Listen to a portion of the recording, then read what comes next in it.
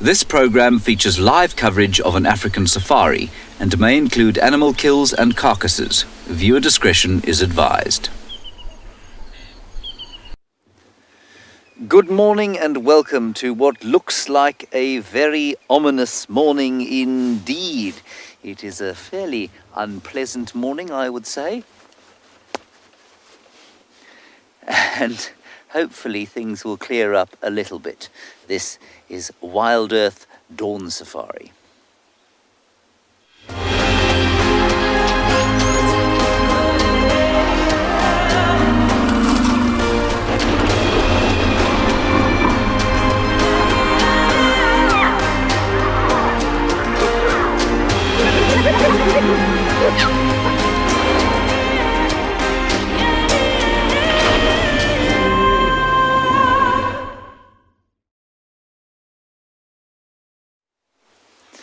There are some Wildebeest and they are hanging beneath the sky.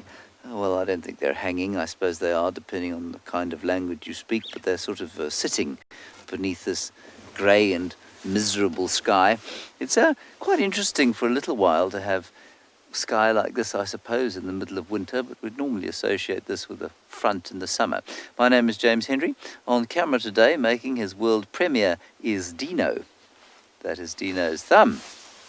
And we're looking here at some Wildebeest. Please ask any questions that you would like to using the hashtag WildEarth on Twitter. Alternatively, you can use the chat stream on YouTube or Twitch. And if you're a youngster and wish to get hold of us and be heard through the noise, questions at wildearth.tv, kidsquestions at wildearth.tv is what you should use. So, this storm blew up, I think, at Phinda yesterday. It was blowing already, and it's now come up into the northern reaches of the country. And there was a little bit of rain last night, and by rain I mean a few drops. There have been a few drops this morning. There are still a few drops now. I don't think we're in for much of a deluge, but we are in for an interesting morning of game viewing because the light is going to be very different from what it normally is here in the winter. Let's now go down to Phinda and find out if the front has passed there or if it is still blanketing northern Maputaland as well. Welcome to andBeyond Phinda Private Game Reserve. We've just come out from the lodge this morning and we found 2 lionesses. Sorry, my name is Damon, everybody. Behind the camera we've got Marcel. This is very exciting. Listen to the monkey's alarm calling. These lionesses have pinned a herd of impala up against the side of the lodge. And, oh, there's just carnage. There's impala's alarm calling, monkey's alarm calling. But obviously impala's being very fast and nimble. Not exactly the easiest prey for a big lioness like this to try and catch. Listen to the snorting.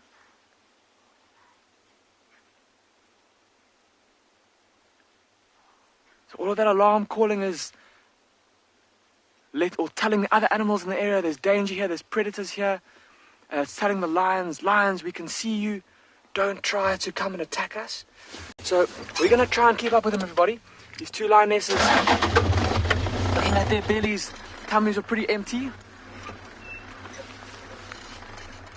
So they're definitely hungry.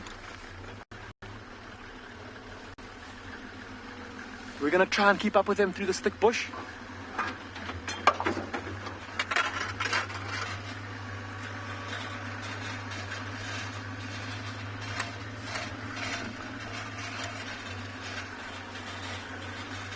There they go.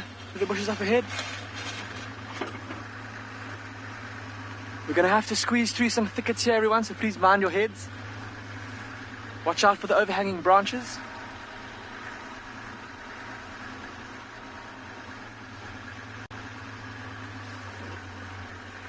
Okay, while we try and catch up with these lions again, let's go and say good morning to Barney, who I believe is driving through a riverbed.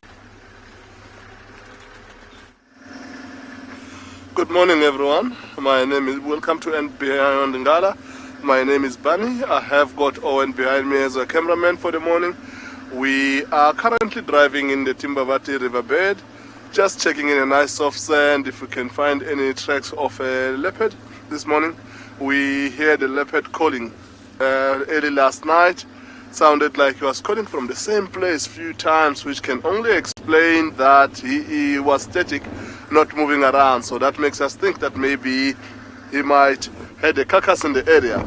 So as we drive in this riverbed now, it's nice and windy. Some areas, even if there was tracks, they might have been swept by the wind. But this wind stayed throughout the night last night, which means that it would have been slightly advantageous for the predators to be able to stalk and get as close as possible to their prey before they get spotted. So as we drive along like that, there's a lot of big beautiful trees along this riverbed, which we're looking for tracks, but at the same time scanning to see if we can find any carcasses that maybe this leopard might have killed and put up a tree to make it safe for the hyenas. So as we cruise along with this wind still pumping, we just hoping that we will spot any fresh tracks or the leopard himself or his carcass up a tree. So right now we're just gonna keep driving in the riverbed and see what we can get for the morning.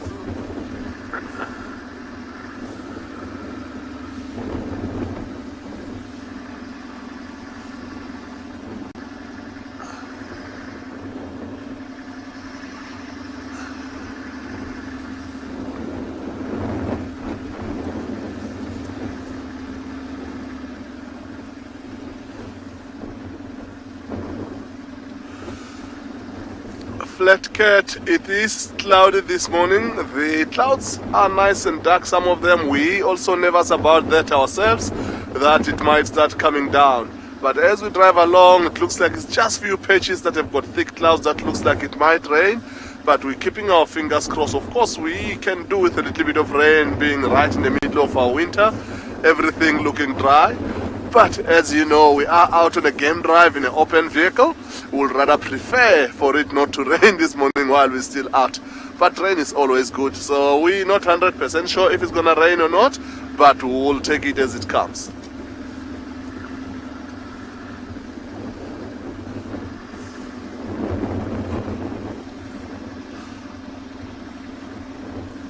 So as we cruise along this river, we will carry on searching for tracks and hoping to find something good this morning.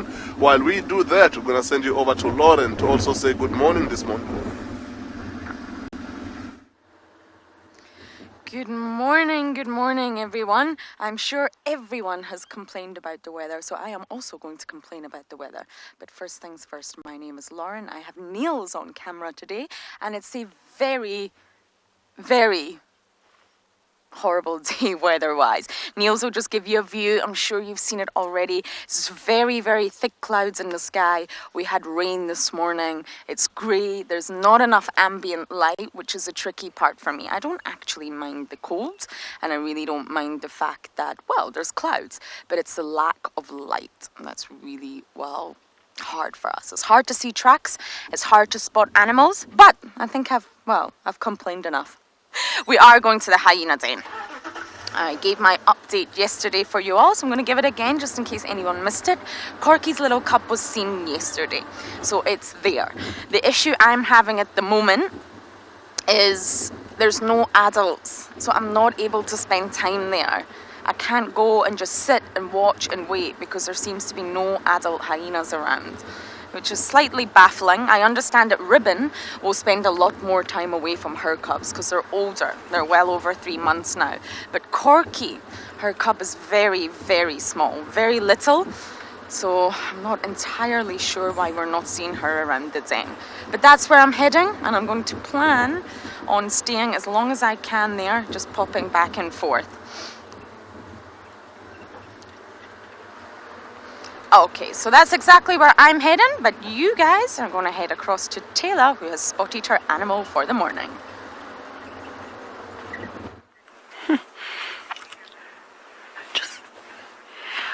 Good morning and welcome to a very windy Pridelands here in Tswalu Game Reserve, which is part of the Greater Kruger. We are looking at a very distant giraffe and a couple of zebra, but they've just moved out of sight, so I'll have to do a little bit of repositioning to try and get a better view of them. My name is Taylor McCurdy, and on camera with me, as always, is Gat, and we are really hoping to find lots of animals today in this wind because it's been horrific. Absolutely horrific. Let me reverse. I think is going to be the best option to try and get a view of these animals again. I don't blame them for hiding away. This is going to be a great day. I don't think that I can even reverse today. Very unlike me. Do tell me when you have a view. There. Where's that other one? What about the other one?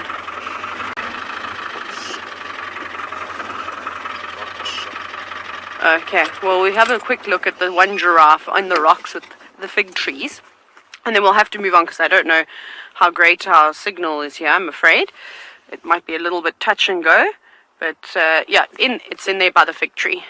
It's very difficult to see this morning. As Lauren was saying, it's all very grey and gloomy, but here we go, you can just see the giraffe's head moving around. It's a giraffe on the rocks today.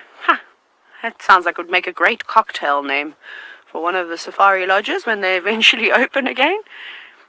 But it's quite clever, feeding in an area that maybe not too many animals would want to walk up onto. I don't know how good a giraffe's balance is over rocky sort of areas, but anyways, it seems to be managing and staying up on its feet. Struggling with the branches blowing around and hitting it in the face. You can see it there closing his eyes every now and then, or her eyes every now and then. But it has been unbelievably windy, and you're going to hear about the wind, I think, from every single safari guide, as there is a huge cold front on the way in South Africa, and that's going to cause some interesting weather. I mean, the wind has been gusting over 30 kilometers an hour, maybe even a little bit more last night, to the point where most of our tents blew away. That was a fun time. Giraffe, how did you fare in the wind last night? Is that why you came and hired around here with all the trees? It'd be nice to actually watch it as it moves around on the rocks.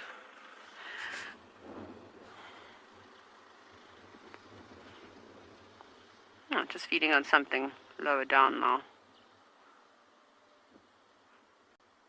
But we just came to check this area. We're basically right on the boundary, as I wanted to see if the wild dogs crossed out, but I don't know if we're going to see any tracks this morning. It looks like somebody has actually come and graded all the roads. They're so smooth, and barely any footprints on the sand today. So we'll give it a bit of a scratch and see if we can't find the wild dogs. There's a pan with some water in here, so that's what we're hoping they're going to come and drink.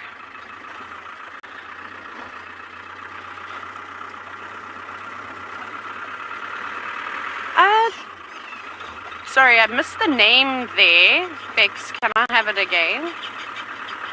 Scott, sorry, there we go. From Toronto Zoo. So there were a couple of zebra with this giraffe. It's not uncommon to see different animal species all living around together. Both giraffe and zebra have got phenomenal eyesight. But I think on a very windy day like today, where the senses, especially the hearing and the sense of smell, is going to be heavily affected by the animals, that you might find that they all gather around on a day like this, or move into the sort of open areas, and it's fairly open around here, just across the boundary. It opens up quite nicely, so they don't really have a particular relationship. The relationship with zebra is obviously, besides the cattle egrets and the red-billed oxpeckers having their symbiotic relationship with them, is we normally see wildebeest and zebras hanging around together. For those of you that have never heard of the Great Migration, I'm sure it should be starting soon, up in East Africa, where the wildebeest and zebra travel a huge distance from Tanzania and go up into Kenya and cross the sand and the Mara River. So there we see a great relationship, because zebra don't mind the length of grass that they feed on, very much like horses. They'll eat tall grass, short grass, medium length grass, but the wildebeest prefer to have shorter grass. So zebras come in, leading the migration, mow the grass down to a level that the wildebeest prefer. So that's quite a nice little relationship. Otherwise, safety in numbers is obviously another important thing. So the dogs are coming in action, but this type of vegetation substrate is very difficult to track on because it's quite rocky. There are a few sandy patches, and maybe with 6 dogs running around we might be able to see some evidence, but I'm just looking. It's anyways. Right, we're getting around here, and hopefully those wild dogs are going to pop up somewhere. I could not be happier. I actually want to squeal, but I won't. We have Ribbon, cubbies, and a youngster. I'm not sure if it's Sutu. I'm still trying to figure out exactly who this youngster is. Genitals are out. Everybody's happy. It's not just me. Greeting ceremonies. I'm sure the cubs are absolutely overjoyed that Mama's back.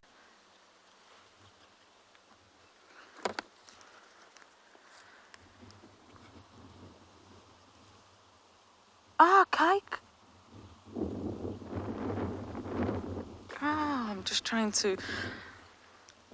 Is this hyena over here got an injury? Niels, if we can just take a quick look. This hyena over here in the distance, it looks like there's an injury on its neck, but it could just be mud. It's walked away. Never mind. Oh, this is such great news. It means we can stay here. I'm not going to move for 3 whole hours. And hopefully we'll get a glimpse of Corky's little one. We can stay here, even though Corky's not here and adults here. And it's not just any adults. We have the matriarch herself. She's the boss at the end of the day. Yes, I think this is Sutu.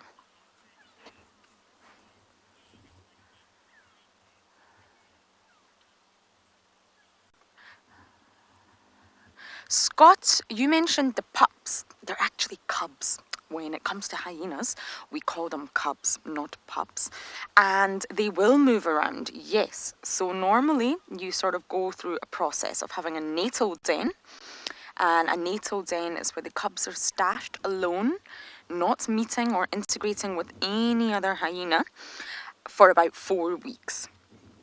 And that's the sort of... Sorry, I think it's Kaikau we have here. We just take a look at this other hyena, and there we go. Blind in the right eye, I think that's who we have. And there's something on his neck. It could just be mud, it could be blood from a kill, or it could be an injury on the other side of his neck.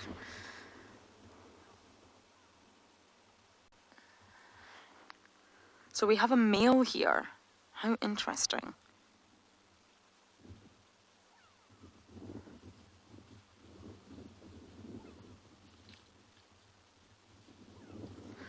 I think I said Kaika was Comet. Sorry. I haven't seen it. Ooh, you smell terrible. Yes, there's an injury right there, Niels. You see it on the hyena's neck? Or is it just blood? Scott, I'm so sorry I got distracted. I will come back to your question. I just wanted to check out this male before he disappears. So when you come back to us, I will go into full explanation for you.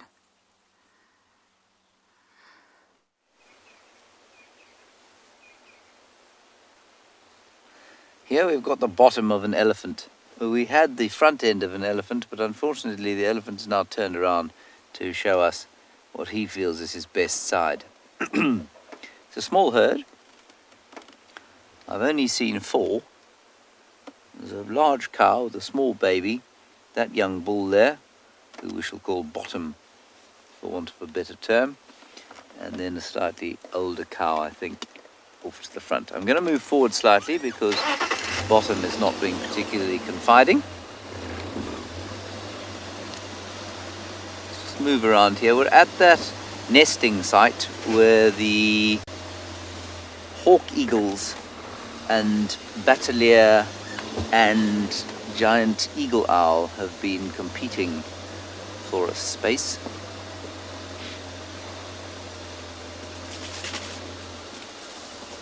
You've got to move quite carefully around elephants at this time of the day, and not this time of the day when the weather's like this, because they get a little skitty, and the one in front here has just done that, so that's why I've stopped, despite the fact that we're still behind the bushes. I don't like this weather. I find it nerve-wracking. I suppose most of us find this weather sort of nerve-wracking. Just give him a second to calm down, and then I'll move forward again. We'll try now, just so that we can get a view of something other than a bottom. Unfortunately, there are logs everywhere, booby-trapping the place.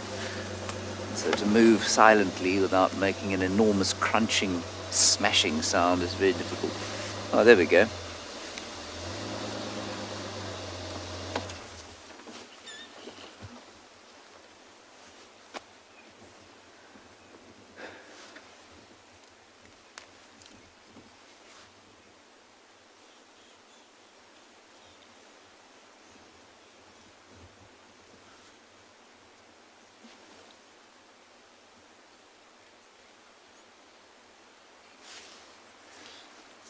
Alright, let's go back to Lauren now. Apparently the hyenas are active and moving around.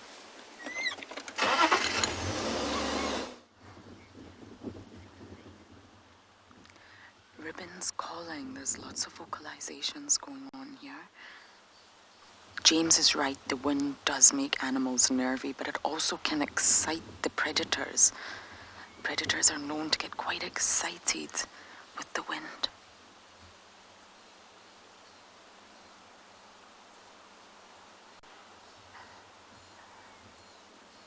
I'm so glad to stay as active, everyone. I have been coming day after day and not seeing. Morning, anyone out? Oh my goodness, that was so loud. I'm so sorry about that. So yes, Scott, going back to your question, I'm sorry. We call them cubs. And between, well, birth and 4 weeks, cubs are stashed in a natal den, and then it's very, very normal for the cubs to be moved after 4 weeks to a communal den. And this can last anywhere between 1 to 8 months that they stay at the communal den. But they will move that den. Reason being, mostly parasite load. These hyenas are my favorite animals, but they're smelly. They smell very, very bad. And the other day, these two little cubbies actually took an impala head, yes, into the den. So you can imagine there's rotten flesh and bones and all sorts of delightful things inside the den. So parasites will build up. So mom can move them. And hyenas are known to have a sort of network of dens. At the minute, we're at Philemon's dip den 3. But there's actually a 1 and a 2, and they're very close to one another. And this particular clan seem to just move between these dens, which is good for us. And they'll move back again after a while as well. They'll just sort of let the den clean out. They will also move if there's a huge threat. So say there's another predator, aka lions or leopards, that come by and cause a threat. Hyenas' mums have also been known to move the cubs during circumstances like that. So yes, they will move. But they've been at this den for quite a while, and I'm hoping they'll move back to Philemon's dip den too. That's my personal favorite one.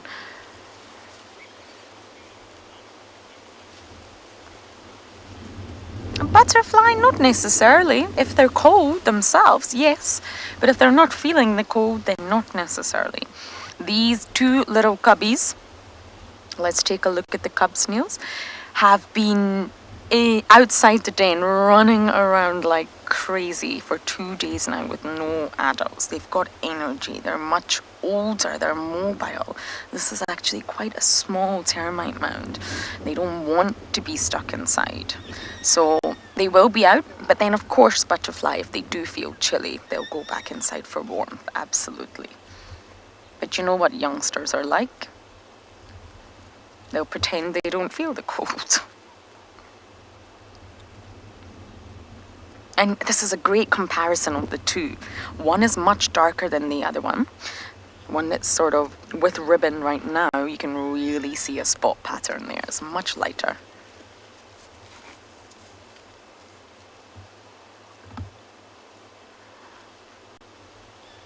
Ribbon's very alert.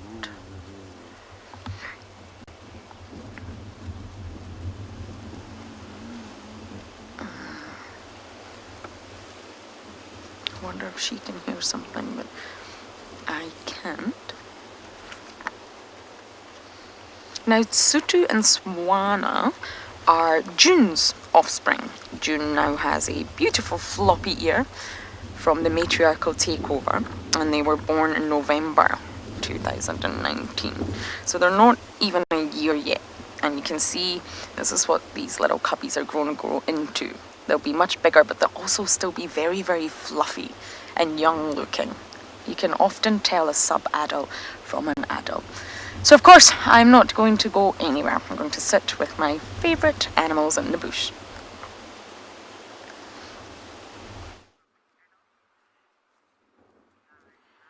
So we found the wildebeest. Actually wasn't too hard this morning. I thought we'd check all the open areas because it is so windy, as we've been saying, that most of the animals will probably move out. And here's the perfect example. There's also quite a few impala. This is the world's biggest bachelor herd of impala. No, I'm joking. It's probably not the world's biggest, but definitely the biggest one I've seen for some time. So I don't know if you can notice how short the grass is here. There's a fair bit of erosion that's also happened on here, but this was an old, I suppose, agricultural area where they were growing some sort of a crop, whether it was maize or, I don't really know, spinach. I'm not really sure, because remember this, where Pridelands is, it did used to be a farm at one point, and it was probably sustaining the small community of people that were living here. So that's where these wildebeest are grazing. They're quite happy to do this, because it is nice and short, but hopefully at some point this area will be rehabilitated, but it's going to take quite a bit of time to sort of rectify something like this, but it's still very exciting, and that even in this day and age, we're still opening areas that were once wilderness areas that became farms, and then restoring them back to the wild. So the animals wouldn't come here if they didn't like what they were eating. So these are just the blue wildebeest, or the brindled gnu. And normally they're quite entertaining on a windy day like today. They run around in circles and chase one another about. But maybe not. Maybe we'll have to sit here for a bit longer to see if something else develops.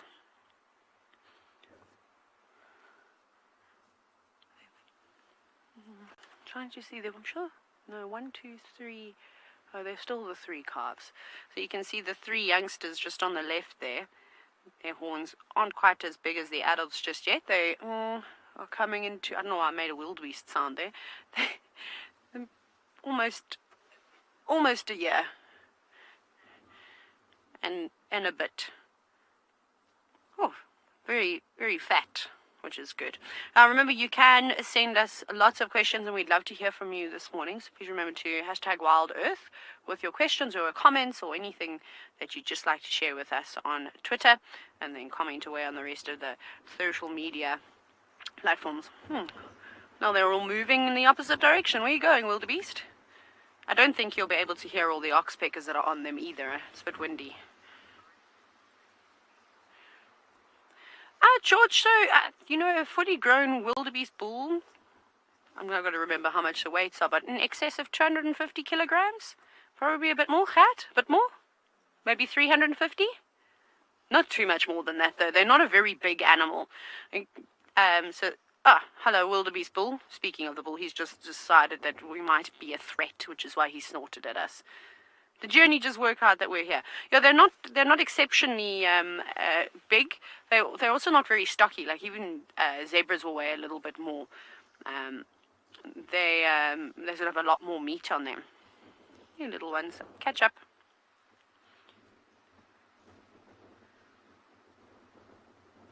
I wonder where they're going to go. Now they seem to be moving off towards a thicketed area. Maybe they don't trust us. I don't blame them. Oh no, heads back down on the ground, just moving to a new area to feed. That was quite interesting how they all took the same amount of steps forward and then put their heads down at the same time. Synchronized eating. This is what I live for. Some very big impala rams though. You can see they've also put on condition after the rat. They were looking a bit scraggly. very thin and had lost quite a bit of muscle, but they've also plumped up nicely. Like, every time I see these animals, I'm so impressed that, you know, in the middle of winter, but the animals are really in good condition this year. We have had a good amount of rain. But let's see what happens. We're gonna get, if we get late rain, then we're going to be in trouble. So let's hope it's on time this year. Okay, we're going to carry on driving to see what else we can find, because, well, yes, we'll find other things. Hopefully, I'd like to, like I said, find wild dogs or a leopard or a lion of sorts. We're going to try our luck. I think we'll go down towards Leopard Dam, will be our first bet, and then we'll head into the west where it's quite sheltered. And maybe the herd of elephants will be around too. Oh, that's a big bump. But nothing else on the open area. It's very quiet. Ooh.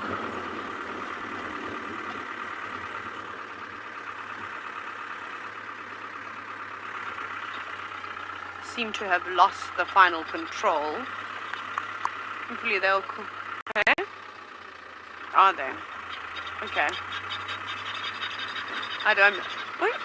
Some red-billed quailias just flying overhead. I'm surprised that any of the birds are actually brave enough to fly in this wind. Oh, we did see a trumpeter hornbill this morning. Very briefly. It was struggling, though, to fly. Yes, Kat, what did you say?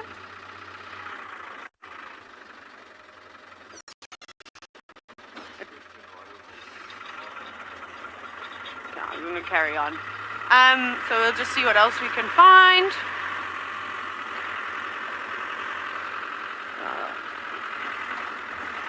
Maybe some baboons or vervet monkeys up in the trees. They normally like to sit here and sun themselves, but there's no sun today for them to warm up.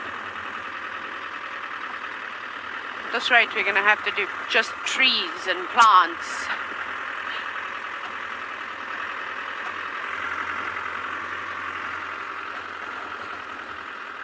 Okay, go down this road. Maybe Marula Lane will be the place to be. Can't hear you. Cool. Right, we'll carry on and see what else we can find. I'm going to send you back across to Djuma to see what's happening with the hyena.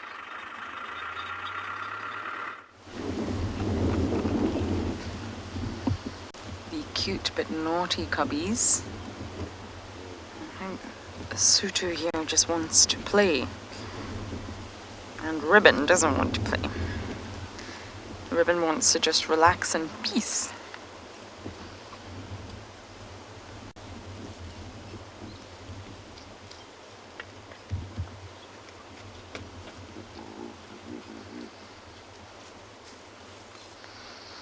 Oh, look at that.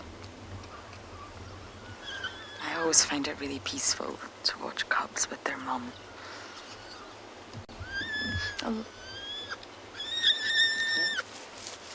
A lot of people think that hyena offspring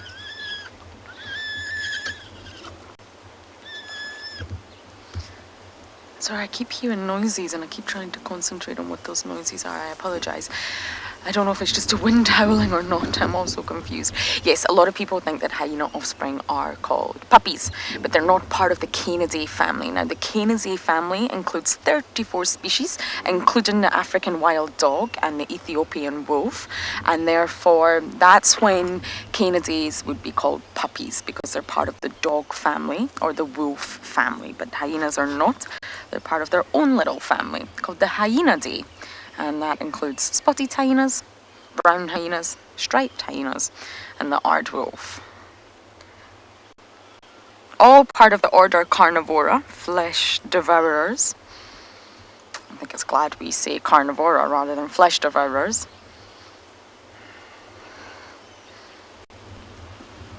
Bob, you're asking about the mortality rate for hyena cubs, and believe it or not, it's actually very low. It's not as high as you would think because they are very resilient animals, and it starts from the birthing process. So a hyena's birth canal actually takes a sharp 90-degree bend. and it's very, very narrow. So a lot of mothers die in that process, especially first-time mothers, which is really sad. And sometimes the cubs, normally hyenas give birth to twin litters. It's normally 2. 3 has been recorded and 1 has been recorded, but on average it's 2 cubs. And sometimes the cubs can also suffocate on their way out. So it's really not an easy sort of process for mother or young. And there's a mortality rate of 60%. So sadly, it's noted that 60% of the cubs suffocate on the way out, which is very, very sad. And this in turn can kill the mother. The birth canal is only 1 inch in diameter, and it's twice as long in hyenas than it is in other mammals. So it's a very, very difficult process, which can be fatal. Ribbon's lost a lot of cubs as well. We really, really hope that because she's matriarch now and life is a little bit better for her, that these little cubbies will survive. She's a good mum. She's raised Djuma to success, and Djuma's a female, which is good for the clan. And she's now 3.5, almost. Which means she's an adult now, and Djuma's definitely an adult. And hopefully, Djuma will, well, have her own little cubbies at some point this year, as she's sexually mature now.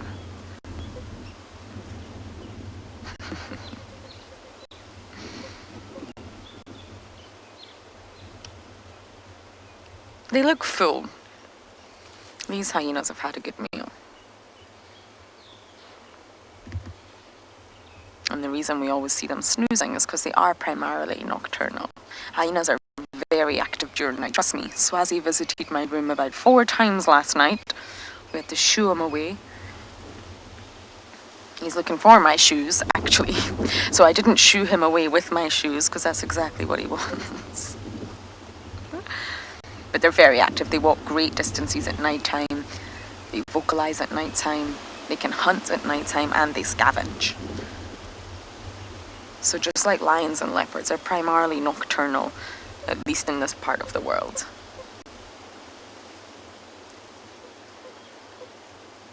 And Rib Rubs has been very trusting of us throughout the whole process of becoming a mother again. Cubs are very habituated to vehicles. The habituation process started very young for these 2. And I think that's a really, really good thing. They are aware that the vehicles are not a threat.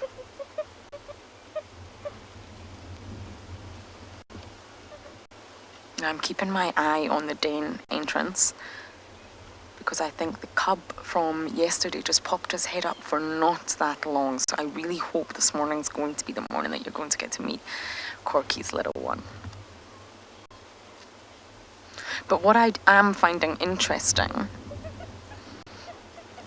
is Corky and Ribbon. I haven't seen them at the den together. I find that fascinating. Are they doing a bit of a timeshare? Are they avoiding one another? I do not know. So sit tight and the wait for the little cub begins.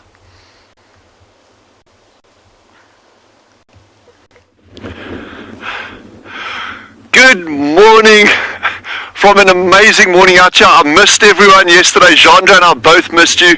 It's another stunning day at Tswalu Kalahari. We are branching out today a little bit.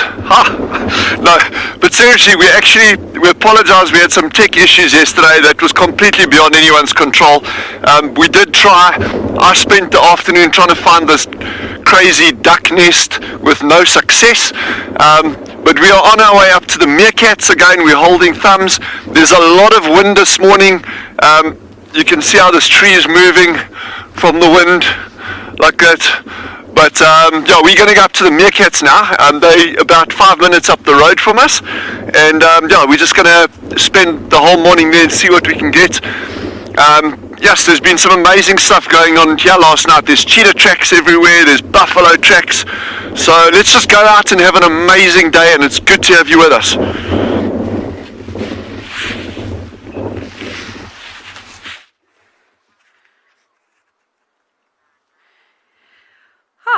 Well, our luck pack is changing, which is really good. And normally we can hear the big male lions roaring in the distance most nights, but we wouldn't have heard anything. We could have had a big tree snap right next to our tents and wouldn't known. So these lions have snuck onto Pridelands. I think that they've come from Jajani side, because was it not last night, the night before, I heard rumblings in the distance, and they sounded like they were getting closer and closer. So these are the two big male lions that we have seen. Perhaps you remember a few weeks ago we had two younger male lions kill a buffalo, and they fed on it for a few days, and then another two big males pushed on in, and then they chased them sort of off. So these are the two big boys. Now, I've been chatting to a few people, and no one is really... We have some ideas who we think these male lions could be. So I'm going to feed you the information, but we're still working on it. I only managed to get photos of one of them, and then when we were in that sighting when they were feeding on the buffalo, I didn't get other pictures to compare. But we think that they are the Masangulo male lions, which have come from the sort of Timbavati side of things. I think they were first sighted at King's Camp a few years ago when they were very young, and now they've sort of pushed in from the east and come further west. We suspect, but we still need to confirm 100%. And I think it was I was missing pictures of this male.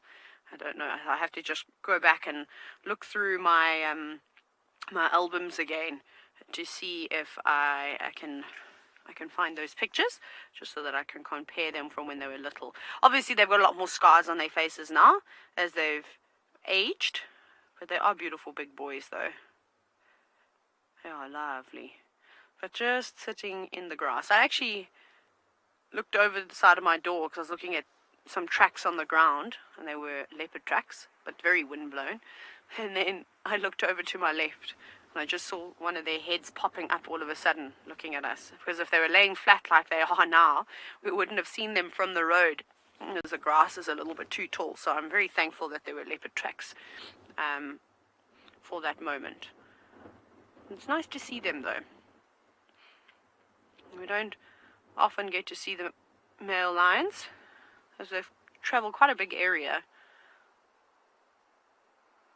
Look at that, how they completely blend in. If those were lionesses, oh my goodness, you wouldn't even see them.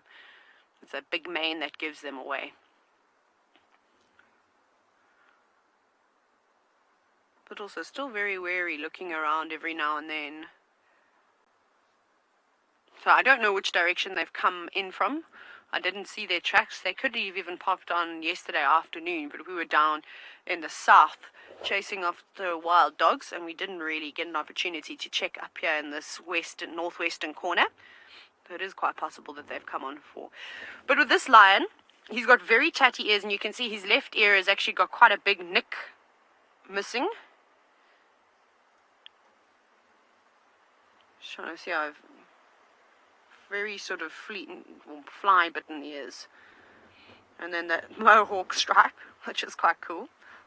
But you can see that with lots of lions, so I don't know if we should use that necessarily as an ID feature, but definitely that notch out of his ear. Why are you so filthy? I wonder if they've eaten something. I can't see if their bellies are full now, but they've just got all sorts of muck on their chins. Doesn't look like they've spent too much time looking after themselves. Very patchy on the face too.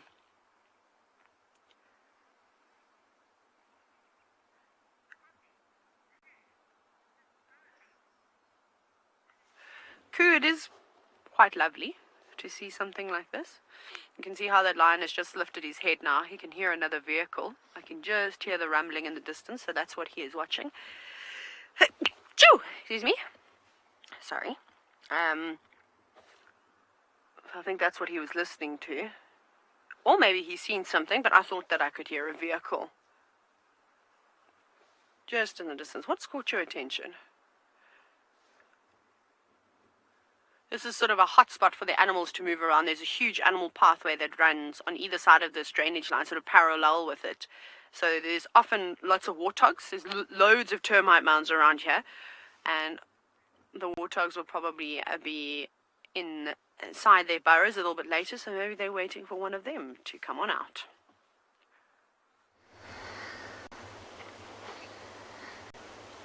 We have just witnessed the most incredible behavior. The cubs are squittering, which is a really high-pitched something like that. Along the lines of that. And we call it squittering. That's the vocalizations that a hyena cub makes. Every time the cub squitters, Ribbon chases Sutu away. Every time the cubs get a fright, because it's very windy, there's lots of different suns around, and the cubs run back into the den, Ribbon goes and calls them out. You are a fantastic mother, Ribbon, and we all love you. It was difficult to accept Ribbon's initial takeover because Corky was the matriarch. But I think Ribbon's really proven herself, and it's not been an easy ride for Ribbon too. She's done so well. Jerry, you're asking how long will the little one suckle for? Well, hyenas actually have one of the longest sort of lactation periods in the animal kingdom. Their milk is incredibly rich in protein, fatty acids, calcium, and they have an extended lactation period. So, on average, it's 18 months, which is a year and a half, but it can extend to 2 years. And it takes 2 years for the cub's jaws to spring into action before they can really crunch through bones and toughy tendons and horns and all sorts of delicious things. And that's why they stay in milk for so long. They will sort of dabble with meat before then, absolutely, but it will be the softer parts of the meat. So it's a really, really long time that they suckle for. Milk is so rich. Again, it's one of the richest, and it's safe. It's safer than eating, well, rotting flesh, shall we say. So these...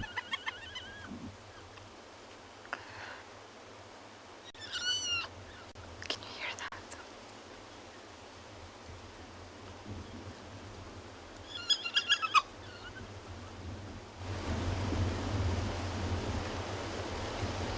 That's squittering.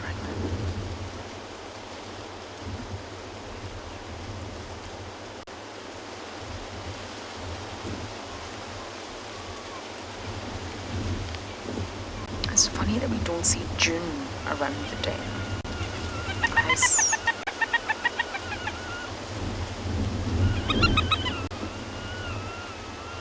I saw June the other day with Tandy. Yes, that was an unlikely encounter.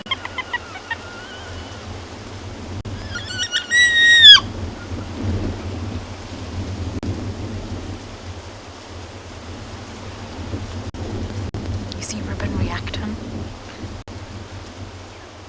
She wants to know what's wrong. Why is the cub squittering like that?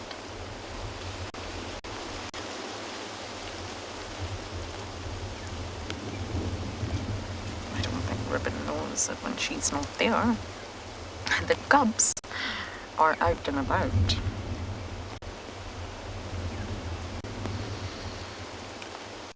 I'm so glad I'm getting the chance to stake this out today, so our watchful eyes are still on that hole for any glimpses of Corky's little one.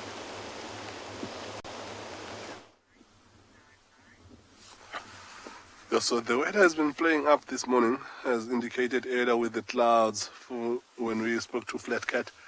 So it drizzled a little bit. We're on the way back to camp, and it stops, and we're back out again. And we come across this beautiful head of impala that every single one of them put their heads down and they're feeding, and they're trying to feed quite fast. So it looks like with all the wind and everything, they might have not even managed to do anything most of the night last night, just standing in guard and just making sure that they keep themselves alive. Right now, some of them are starting to walk around. You can see their coat looks slightly darker than they usually are in a nice hot day. They are feeling a little bit cold. They're moving across towards a much better open area where they will be able to see things coming from far. it looks like that's where they might go feed for most of this morning. So when it's this windy, being in a thick bush, although they can't hear anything, it's quite a dangerous thing because they don't know if it's the grass moving or it's a bush just moving or a leopard is about to take them. So every single minute that goes by on their side in a day like this, it is just being jumpy everywhere. So going to the open area will help them a little bit to be able to scan and look and see quite far without worrying too much about who is going to get to them. So majority of them have already crossed the road, and it looks like they're gonna disappear out of our picture shortly. An update from our trackers: they've just found tracks of the Birmingham Pride. We will be heading towards that area. They haven't been in there in a while, but they're trying to get across quite quickly. Look at the ram staying right at the back of them, like he's guarding the rear to make sure that everything is safe. So as they disappear, we will go towards our trackers, and then we're gonna go start trekking and see what we can get. And while we do that, we'll let Taylor take you through today, through her lines that she's already got, and see what we can get for the morning this side. Barney, I hope that you can join in on the big cat party. It'd be great to see how the Birmingham Pride is doing. But our boys are not doing too much. I wonder if they've just spent the whole night walking around. Obviously, with the wind that came up and all the clouds that blew on over, it created almost ideal hunting conditions for these lions. I wonder if they maybe caught something small, or that's what they've been doing. They've been patrolling and then also looking for something to eat, which would explain why their eyes are growing so heavy this morning. Because it's also still really, really good opportunity for them to move around and try and catch something. And I know that these boys are notorious buffalo killers. You can imagine for two really large lions like this, it would be important that they get a decent meal. But again, I don't blame them. I don't particularly enjoy the wind, and I don't think lions do too. Every time you see lions and it is windy, they look very upset, and they almost have the look of a hornbill, you know, just annoyed with everything. And then they put their heads down, as they have done in the tall grass. But we'll probably sit here for a little bit longer to see if they do decide to get up. If the sun does break through the clouds, I don't think it's going to be extremely hot today. I'm not sure what the temperature is going to get to, but I can't imagine more than about 20 or 22 degrees Celsius. They won't need to move far. There's nice trees just behind them that they can tuck themselves under.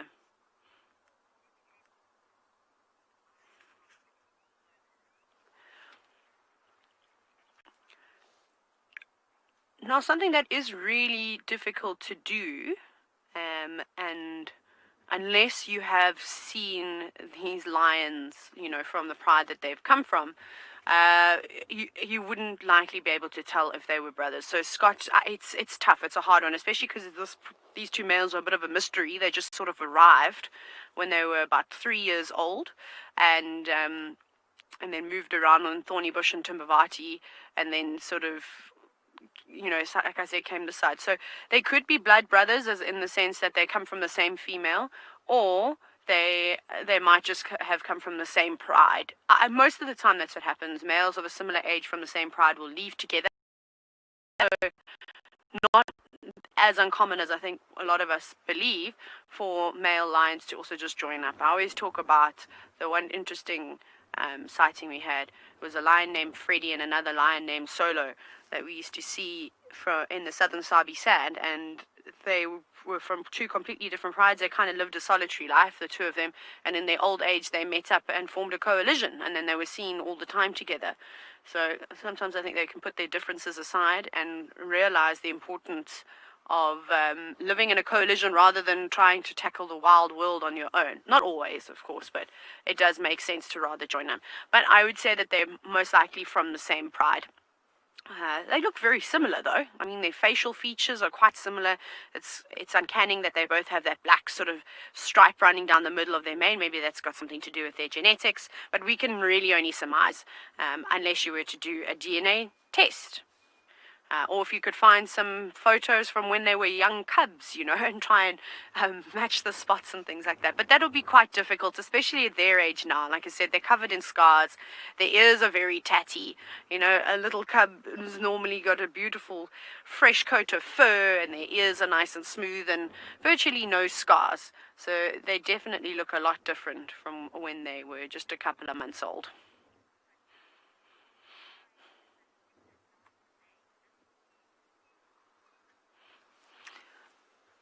Pranav, they did a really interesting study quite a few years ago now. I remember watching this documentary when I was a kid where they put out like robotic, or were they robotic? They were just lions, and one had a light mane and one had a dark mane. And the females responded much better to the male with a dark mane. So, you know, it has been suggested that normally males with darker mane carry superior genetics, and that seems to be more attractive to the females. So these boys have got nice manes. This is quite typical for lions of this area.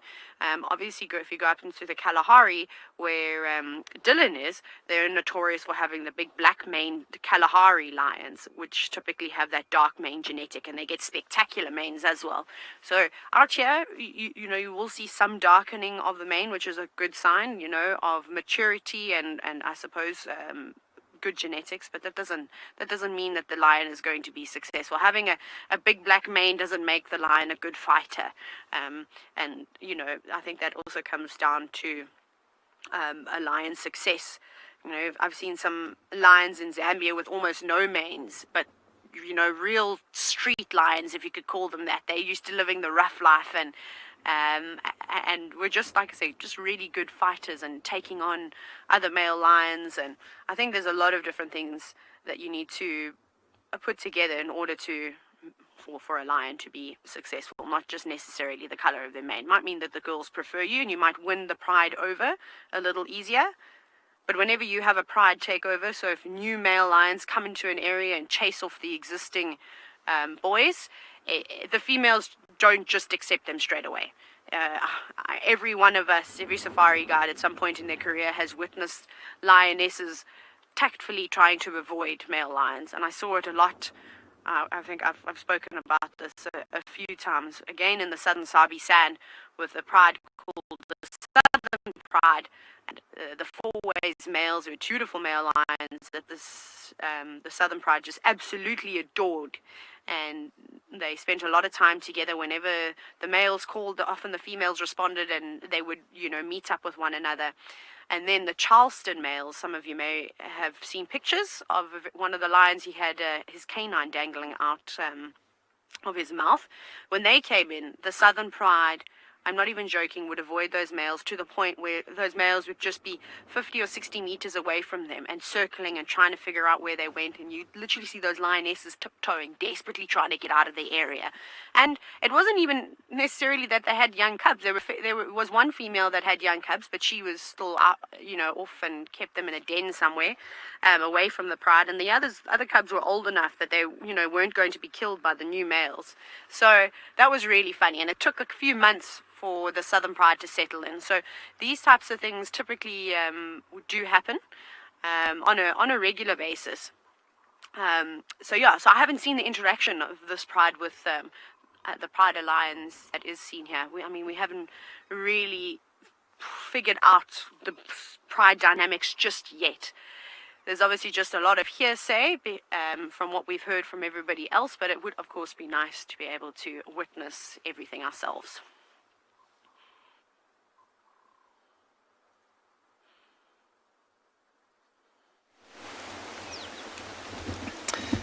We have come onto Cheetah, which is the reserve to the south and east of Djuma, and we have found some Waterbuck, which are standing upon Cheetah Dam wall, surveying the area.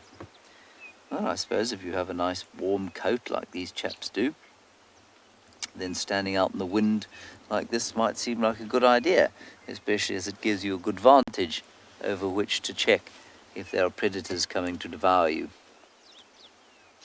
At this stage, I don't think there are any predators coming to devour our young Waterbuck group. It's a group of young bachelors, youngish bachelors, two quite young, two on the verge of becoming adults. at which point their hitherto friendly relations will come to an end. They are staring quite intently down into the riverbed that has been dammed here, but there's not a great deal of consternation or alarming, so I don't think an enormous pride of lions is about to emerge from the bushes.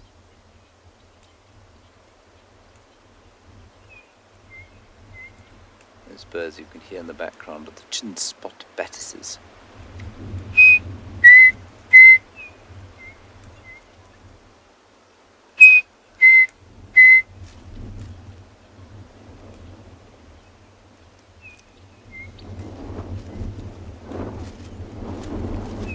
It is a thoroughly miserable day here in the Lowveld. Weather-wise, I mean. I don't feel miserable, it's just weather-wise it's pretty miserable.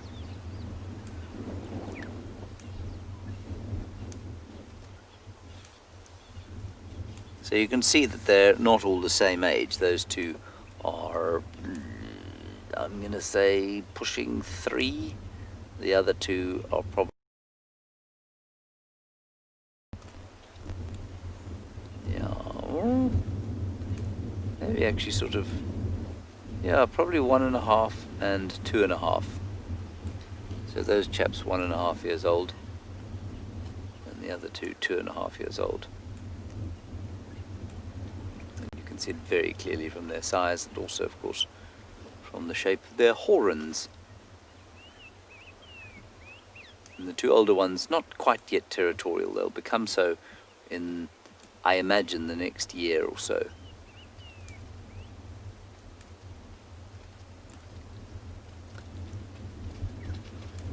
In for a bit of show jumping here. They're heading towards the lodge fence. We're at the Cheetah Lodge. Quite interesting to see if they're able to jump like the Ngalas. There are some Waterbuck inside the fence. Let's see what happens here. Here we go. Are we going to do show jumping or show diving? I don't think they can go under that fence. I think they can only go over it because there are 2 lines at the bottom. This could be fascinating. Look, I know that a fence is not the best thing to be looking at on a game drive, but if it shows the physical abilities of our subjects, well, that's okay then. Now, Ngala, well, that fence is what? Probably about 1.5 meters tall. No, maybe a bit more. Probably about 6 feet tall, 1.8 meters. And a Ngala will jump over that with a standing start and hardly even break stride. I'm not sure if a Waterbuck is capable of the same. So I'm not sure how those other Waterbuck got in there. Maybe there's a low point. Maybe they came in the gate. These chaps don't look like they're going to go and join their friends inside.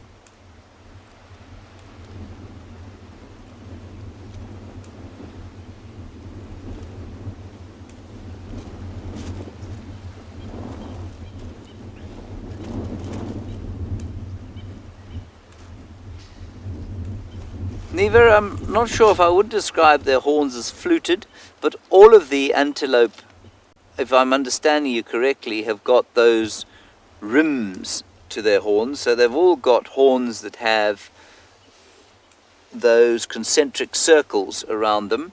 It's just the way the keratin grows, and I think the reason for it, oh, there's a little bit of a jump. The keratin grows like that probably as a result of, not as a result of, but in order to help them almost grip when they're fighting. So when they have a go at each other, they can get hold of each other and it helps the horns lock and they can move their opponents around. I imagine that's why they've got those concentric rings on them. And if you look at something like an oryx, if I'm not mistaken, those concentric rings are much less pronounced because they use their horns as a weapon, largely. Right, so no show jumping here. We'll continue and see what else there is on offer in Cheetah.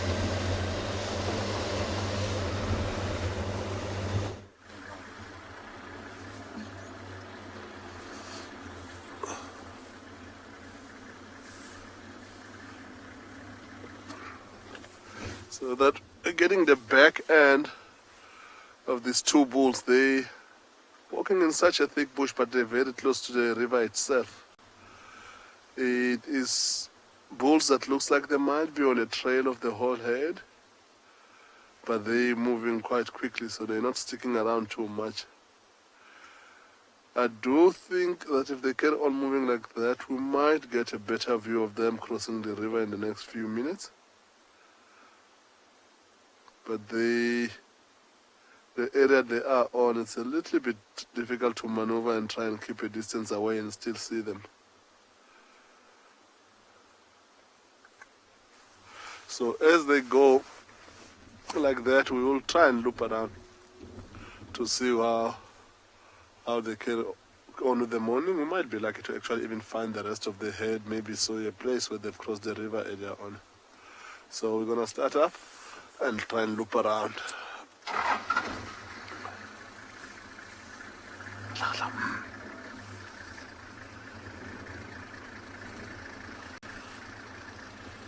So yeah, as we drive around, try to find these elephants again, we're going to send you over to go enjoy those hyenas, baby hyenas that are playing around this morning.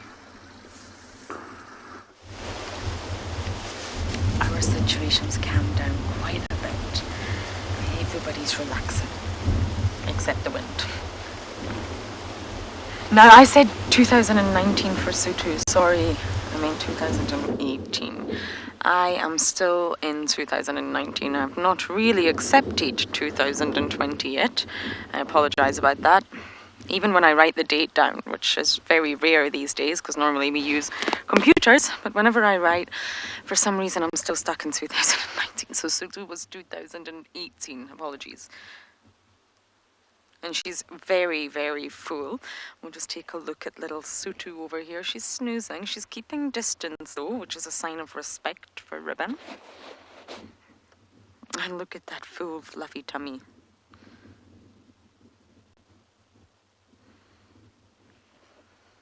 So she's not even 2 yet. So she's still very much a sub-adult. She's still young. She's still learning.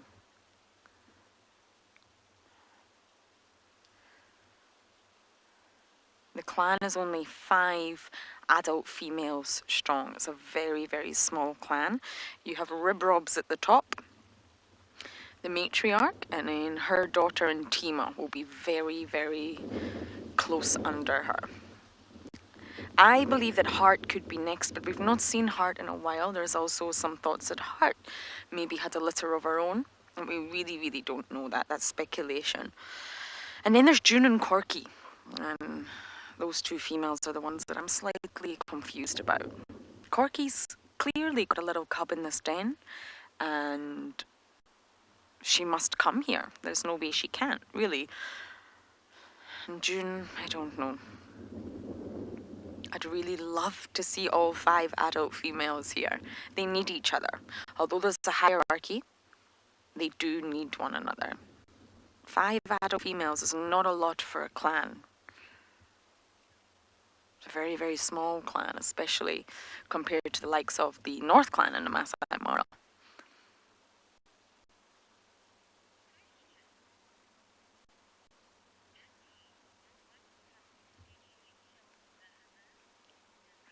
Dizzy, absolutely not. So it was thought for a long time that hyena cubs and twin litters committed canism or siblicide. It's completely been debunked. It's absolutely not true whatsoever. Now, within twin litters, you will always have one dominant one, and that's the sort of natural path for their lives. They can both have the same rank. One cub will always be dominant, even if it's just marginally so, over the other cub. And what that can mean is it can be stronger, it can be bigger, and it may always get the sort of first access, first dibs to milk, or will maybe only get the sort of available nipple according to mom's position. So therefore the other cub may just become weaker and may eventually die from not getting enough milk, or maybe get injured from the other cub, but it's not intentional. It's not direct siblicide. It's indirect. So it's very common for a mother to lose one cub, unfortunately, but it's not through the other one killing the other one. But it was thought to be that way for a very, very long time with hyenas. But that's sort of been debunked, and it's really not the case.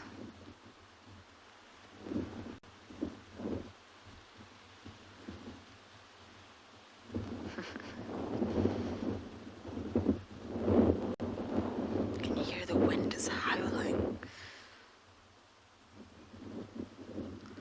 This is a perfect day for predators, it really is.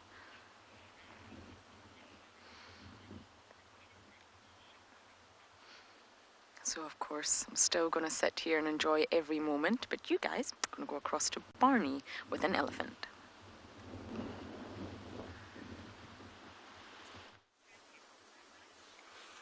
Yo, look at this bull here. As he feeds, he decided now he's gonna just open his hose pipe, and a lot of water is flowing out of that place, and there's few little drops coming from his behind. It looks like he's making space for a little bit more grass that is busy taking underneath that big tree there.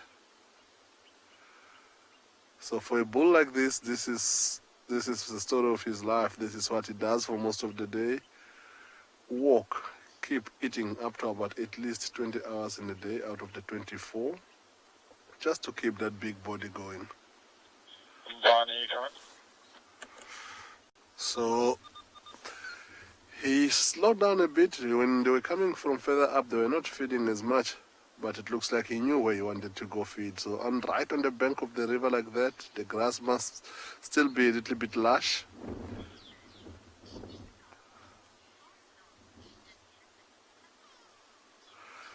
It's got elephant tusks. The biggest elephant tusk ever recorded was about 1.8 meters, and it was about maybe 68 kilograms heavier. But that was one of the 7 magnificent 7 elephants that used to be found in the Kruger Park back in the day. So each and every elephant, the tusk is, you can't tell the age or anything like that, it is genetic. But majority of those big tuskers that used to be around back in the days died, and some elephants were poached, so that gene pool seems to be a little bit scarce these days. So this bull over here looks like it's quite an old one. You can see it's a big beast, but you can see how his tusk is reasonable, but not as huge as those tuskers will be. See how when he grips that grass, before it goes into his mouth, how he's shaking it and hitting it against his own body, just to make sure that he gets rid of the sand before it goes into his mouth. Because should he not do that, that sand is hard. When he chews, it will grind his teeth, and that in a way will shorten his lifespan. For in case you doubted me when I said this is an elephant bull, he just decided to prove the point. Get there.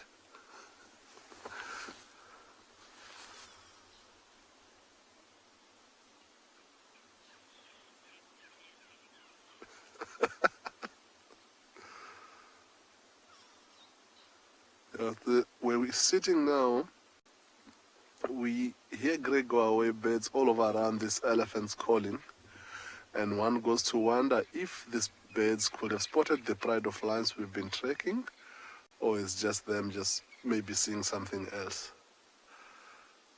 But if this elephant has spotted those lions, we'll definitely know about it, because he wasn't going to keep quiet about it. We'll try and chase them off. So this is still quite a cool morning, but you see how infrequent he flaps his ears. He flaps his ears once every 3 minutes or so, whereas if it was in a nice hot summer day, those ears will be going non-stop the whole time.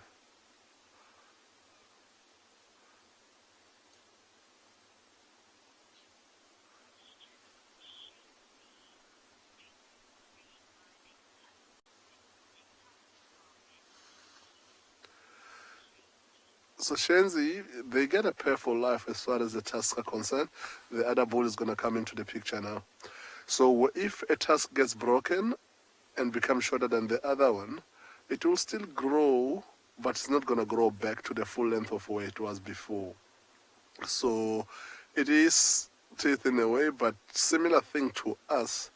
If you break a teeth as an adult, it will never grow back. But if you break it when we're young, when you're still going to get it off, then you'll get another one. So the tusks don't grow back once they're nice and big.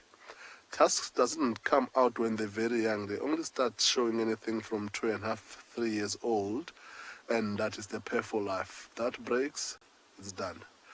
I don't know if you've seen the other bull just walked across further back from where this bull is standing, and we haven't really seen any other signs of the herd that we thought that they might be following. So this might be just two buddies that are hanging around together, following this riverbed and feeding on this nice lush grass. And at the moment it looks like they're gonna keep feeding where they are for quite a while. Since we've got tracks on hand to try and track, we're gonna let them be while they carry on feeding. Try and see if we can catch up with these lions. Maybe they're still on the move. Welcome back to, excuse me everybody, welcome back to andBeyond Phinda Private Game Reserve.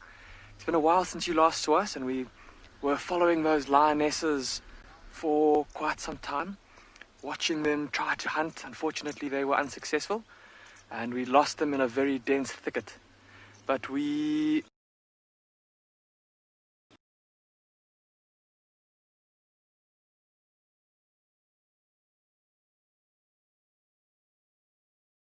yesterday, for those of you that watched, and I believe that this is the first time that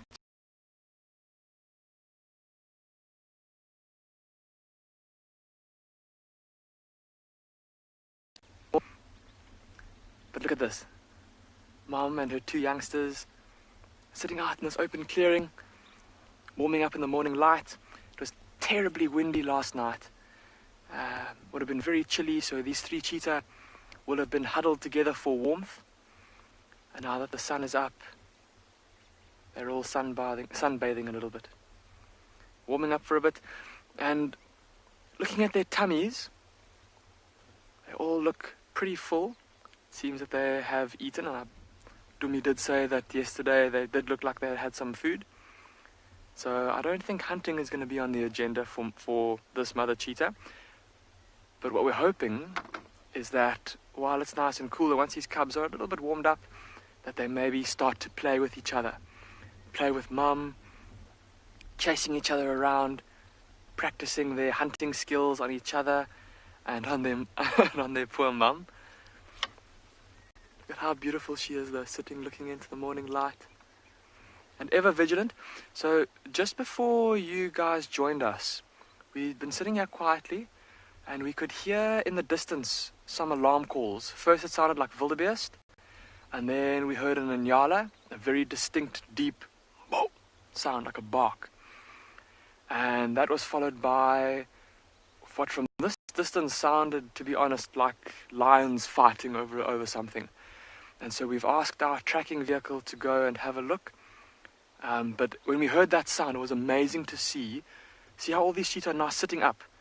When we first found, or when we first got here, they were all lying pretty flat, like this one cub is doing on the right now. But then as soon as we heard that sound, they all sat bolt upright. Oh, look at this little female, she's stalking a bird. Look how she's lying flat. There she goes, stalking the bird. But now stretching. You can't do that. You've got to decide. Stalk or stretch. You can't do both. But she's gone back to stalking mode. Look how she's looping around. I think she's trying to get better cover. Oh, and this is fantastic. This is just what I was hoping for, everybody. Look at chasing the bird. It's a little African pipit, for those of you keeping a bird list. Hear it calling. Little brown bird called an African pipit. And a specialist of they're found in many habitats, but they often like to spend time in open areas like this open clearing. And I'm hoping that this is just the beginning now, everybody. We've seen this first little bout of play from this little brother and sister, the two little cheetah cubs. And I'm sure from here it's just going to get better and better. Look at how that little female's tail tip is twitching around. What has she got in her mouth? It looks like she just tried to bite something and obviously not very tasteful, whatever it was.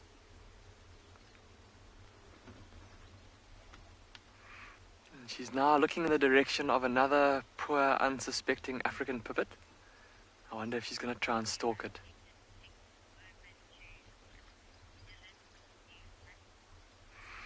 We're going to spend a bit more time with these cheetah, and we'll call you straight back if they start to play. But in the meantime, let's go and head across to Dylan at Tswalu, who has a new hat to show you.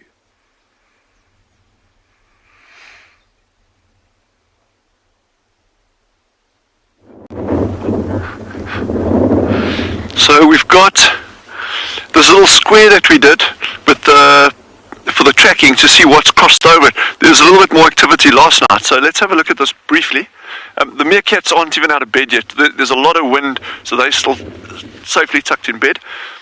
Okay, so we had armoured ground crickets yesterday, a very, very poor bird impression, some larvae, probably antlion or tiger beetle larvae, and there was something else. Anyway, the hobbit. But this morning we've actually had these large imprints coming across here, going across like that, going out that way. That is a springbuck. The fact that it's a single animal probably indicates it's a ram, a larger, a springbuck ram, so a male. And then what else? Oh, then we got this very fine, delicate set over here. There we go. These little indentations there. That's a tenebrionid beetle. Tenebrionid beetle, which is a kind of, in South Africa we call it tok-toki. It's once they tap the abdomen on the ground, the males, when they're trying to attract females. Again, we're kind of like coming to the end of those. But if I find one, I'll actually show it to you. And then here's another interesting little one. We had this bird that came in from this side. These little indentations here. Like that. Ding, ding, ding. Dink, dink, dink, and then it actually tried to ferret something out around here, around these little bushes over here. Then it turned, and then it went out that way over there. That's probably a lark of sorts. Difficult to say which one. Out here, I would guess probably something like a spike-killed lark. Oh, we got a meerkat out. A meerkat has just come out. Ta-da! There we go. Good morning, little meerkats. Oh, there's two out now. Jeez. How cool is that? So anyway, there we go. There's the meerkats. But yeah, so that's just on the tracking thing. So it's just interesting. We'll do another sweep of this and see what happens during the course of the day today. Good morning, little meerkats.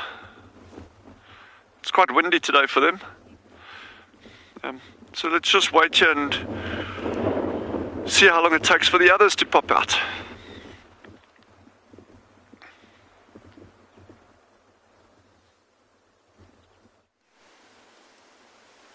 This has got to be one of the best looking giraffes I've ever seen. He has got such a gorgeous coat. Isn't there? There's something almost royal about it. It's such a deep shade of, well, what would we say? Reddish brown, I suppose. It's almost like he's been varnished. Magnificent character.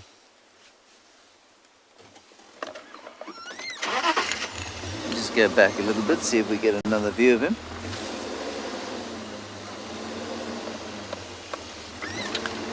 I think he'll pop out now.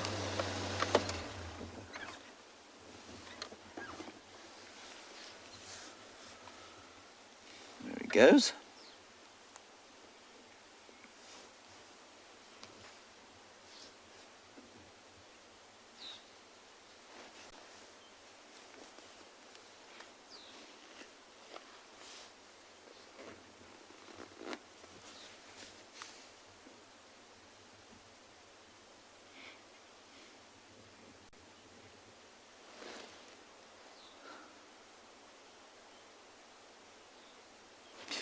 Tarantino Cindy, what a name you have.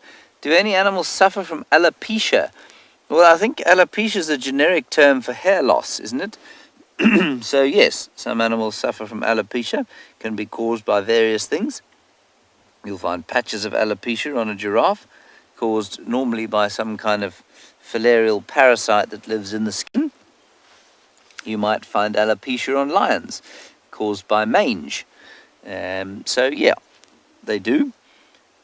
As far as I'm aware, they don't suffer from the alopecia that I suffer from, which is a standard issue male pattern baldness. I'm not sure if any animals lose their hair from stress like human beings do. Probably not. But yeah, I mean, various things can cause animals to lose their hair.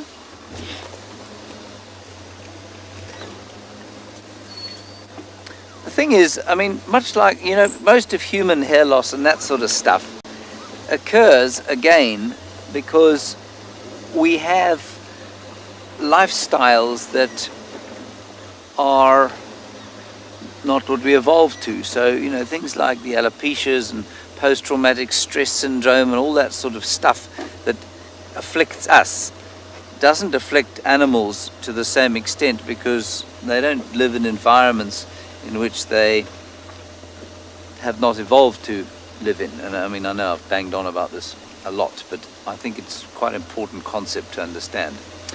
Then a question about whether or not giraffes of different species have different colors. Yes, they do have different colors. They are not all the same color. Well, they are similar colors, but not all the same color. They have different shapes of markings on their skin. But in general, they are lighter, sort of honeyed yellow in between the reddish brown patches. They're all that kind of general color, but sometimes the patches are much redder than at other times. Sometimes the bits in between are much whiter.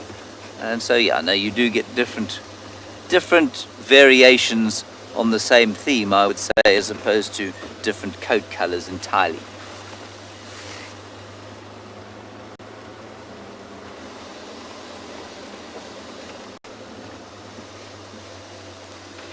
No, Shenzi, as far as we know, that darker coats are not necessarily more attractive to females.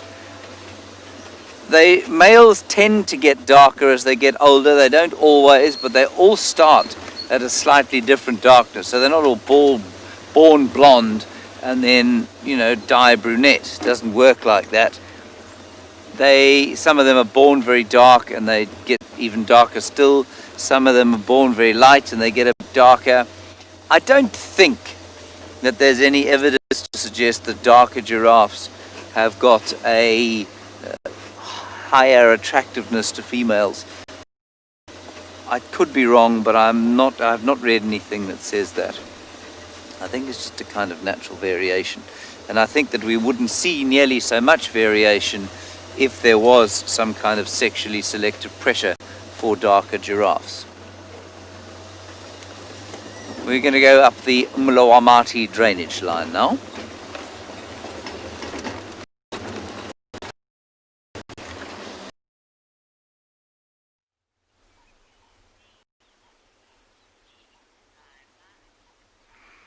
Welcome back. Our cheetah are still in pretty much the same position as you left them in when you were last with us. Two little youngsters huddled up together in the lovely warm sun and looking around. There's a herd of wildebeest just off to our right, and they have noticed the cheetah. They saw the two little cubs running around and chasing each other and playing. So it's going to be quite interesting to see what happens from here, because those wildebeest are quite big. Not really going to be an option for this mother cheetah in terms of hunting, and we've said that she's quite full, so they have nothing to fear from her. But they might be curious, they might come to investigate, they might even come to try and see what these cheetah are doing here. And I think that'll be a very interesting little interaction if they do.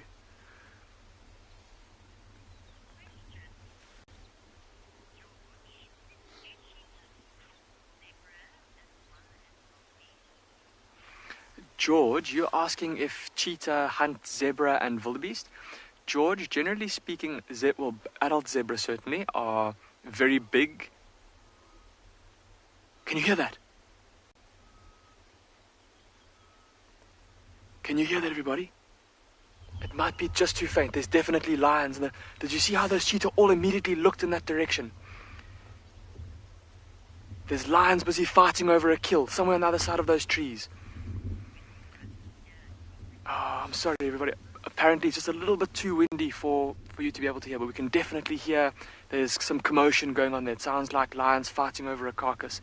And amazing how attuned those cheetah are. They heard that sound, and they looked straight in that direction. Of course, this mother cheetah will want to keep her cubs as far away from those lions as possible. But sorry, George, to come back to your question. So, an adult zebra, being so big and having that powerful kick, is too big and powerful an animal, even for two big male cheetah or a coalition of male cheetah to take down. But something like a wildebeest, especially a younger one, an adult female even, I've seen male cheetah taking down adult wildebeest before. But for a single female like this, a wildebeest or an adult zebra is a bit too big. She would be able to hunt a young wildebeest, but she would of course run the risk of having retaliation from the rest of the herd.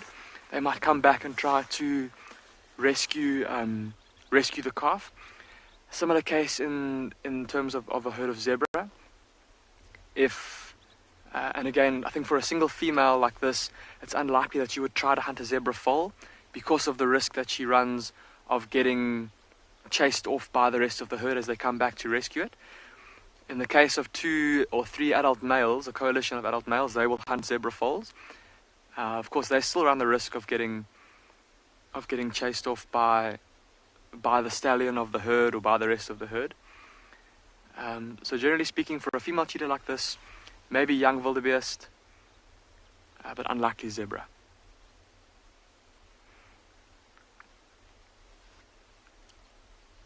So I wonder... Oh, it's good to see that this mother cheetah is now so relaxed. Even in the presence of these lions, I mean, she can hear the lions, and I suppose she knows that, look how the cubs are starting to play.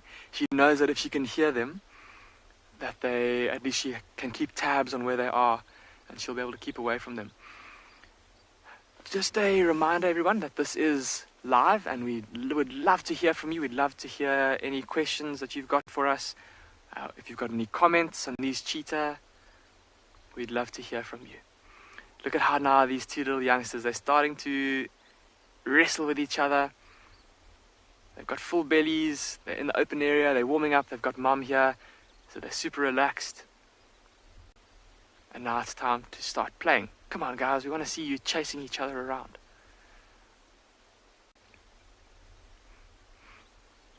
And just with us being in this open area and us being able to hear these lions in the distance and having these cheetah here in front of us, it reminds me of the one morning that we were driving through here following a big male lion on his territorial patrol. And he came into this open clearing and we were following him, and suddenly he stopped and he stared. And we followed his gaze, and to our horror we discovered that he was staring at a mother cheetah and her cub. And we immediately feared for the worst, because of course a male lion, if he were to find a cheetah, he would, out of wanting to get rid of competition, probably try to catch and kill it. And that's exactly what it seemed, that's exactly what he wanted to do. He started to stalk towards this mother cheetah and her cub, and it took the cheetah quite a while to realize the lion was there. And once she did, she got up and she gave a little alarm call, which sounds like a gurgling meow, to her cubs, or to her single cub. And they got up and they started to run, and the male lion started to chase. And we all thought that this is the end, this lion's going to catch the cub, because the cub wasn't fast enough. The lion was running faster than the cub, and the lion was catching up to the cub, and the mother had run away in a different direction.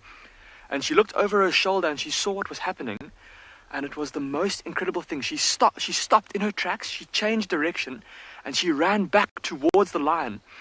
And of course, a cheetah is a waif of an animal compared to a male lion. I mean, he weighs potentially 4 or 5 times her own body weight. And she ran in between the lion and her cub. But so close, we thought if he'd put his paw out, he would have been able to catch her. And she cut him off, and the lion tried to change direction and grab her. And the lion had obviously recently eaten because his tummy was super full and super fat. And he tried to grab her, and as he tried to do that, he lost his footing and he face planted onto the ground. Oh, look at these 2 cubs now. And just that split second gave her cub the time it needed to gain a bit of speed and escape, and Mom escaped as well. It was just, it was heart-stopping, but incredible to see. Look how these 2 are playing now. This is fantastic. This is what we were hoping for. Look at this. Pouncing on each other and wrestling. And now listen to the wildebeest. The wildebeest have seen the cheetah and they've started to snort. I don't know if you can hear that. Oh, how precious is this, everybody? Apparently also a little bit too windy to hear the snorting of wildebeest. They're not alarm calling with full gusto, but they kind of staring at the cheetah and giving the odd little snort at them.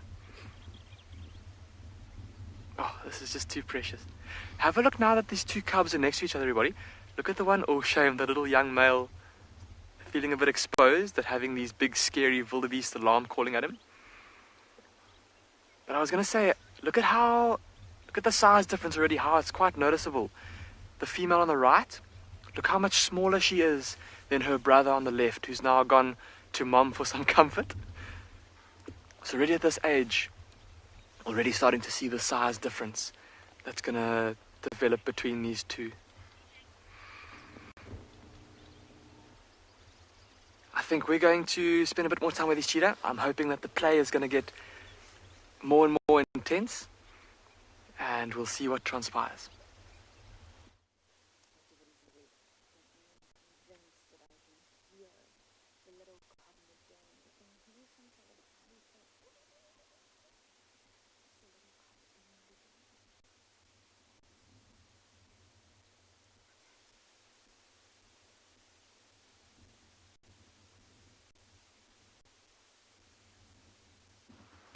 Apparently, you couldn't hear me. I hope you can all hear me now.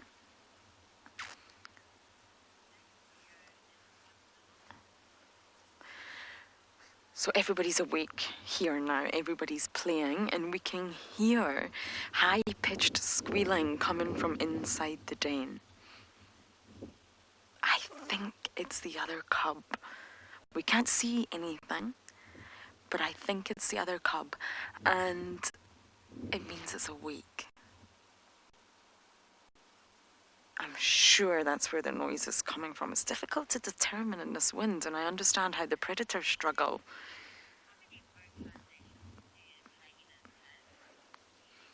Shamesy, they have 14 different recognized vocalizations that humans can recognize anyway. 14.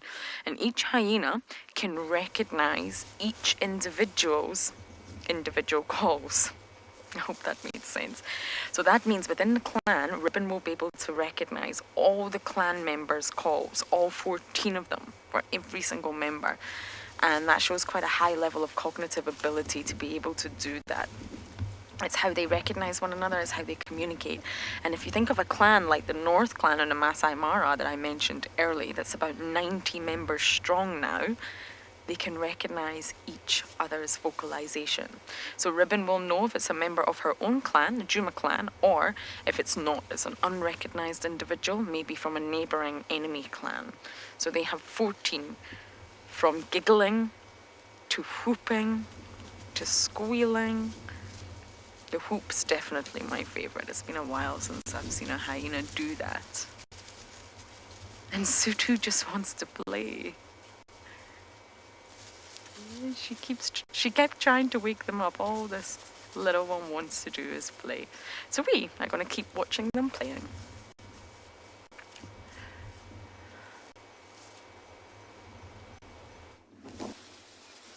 And they seem a little bit more relaxed than the last lot. They were moving between two patches of feeding. And there's that youngster there. And then the one in front, which, I don't know, seems to be an increasingly common occurrence in this area, is tuskless. Maybe I'm just noticing it more, but I don't remember seeing that many tuskless elephants before.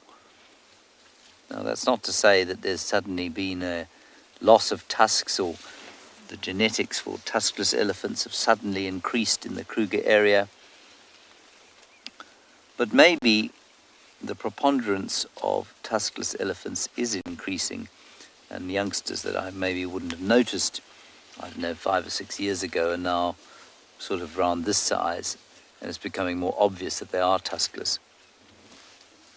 And there are various parts of the country where there are predominantly tuskless cows, certainly in that the Addo area is a good example of that. Let's move a little bit and get a closer look. George, depends on where you look at the skin. So it's thicker in some places than in other places, but in general it's probably about that thick. 2 inches, 1.5 inches, 2 inches. It's pretty thick.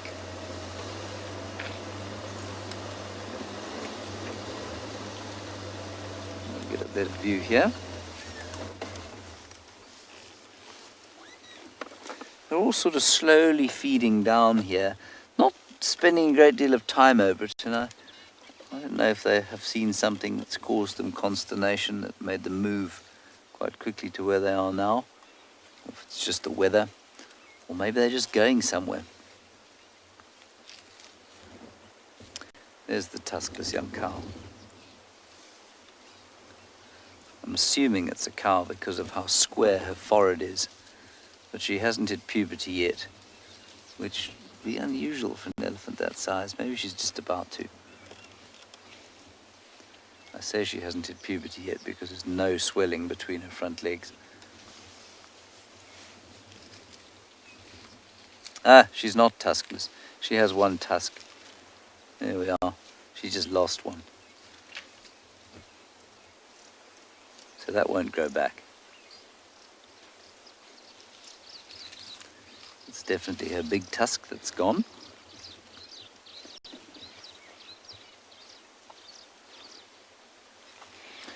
Anushka, no, we don't put collars on any animals here because we are not a research organization.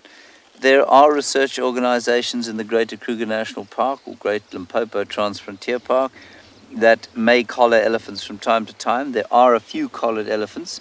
We've seen collared elephants here. There was a collared cow that used to come in here relatively frequently. I haven't seen her for a couple of years now, I don't think. So yes, research is sometimes done on elephants of the Greater Kruger, but remember, elephants move massive distances, and so a collared elephant could come from just about anywhere. We don't specifically put collars on any animals, no. Our role is very much a documentary role. It's not a research role. Although we do make small contributions to research organizations. Something like that would be in the ambit of a specialized research unit. Maybe affiliated with the Kruger Park Scientific Services or with a university. I think we'll stay with these elephants for a little bit longer.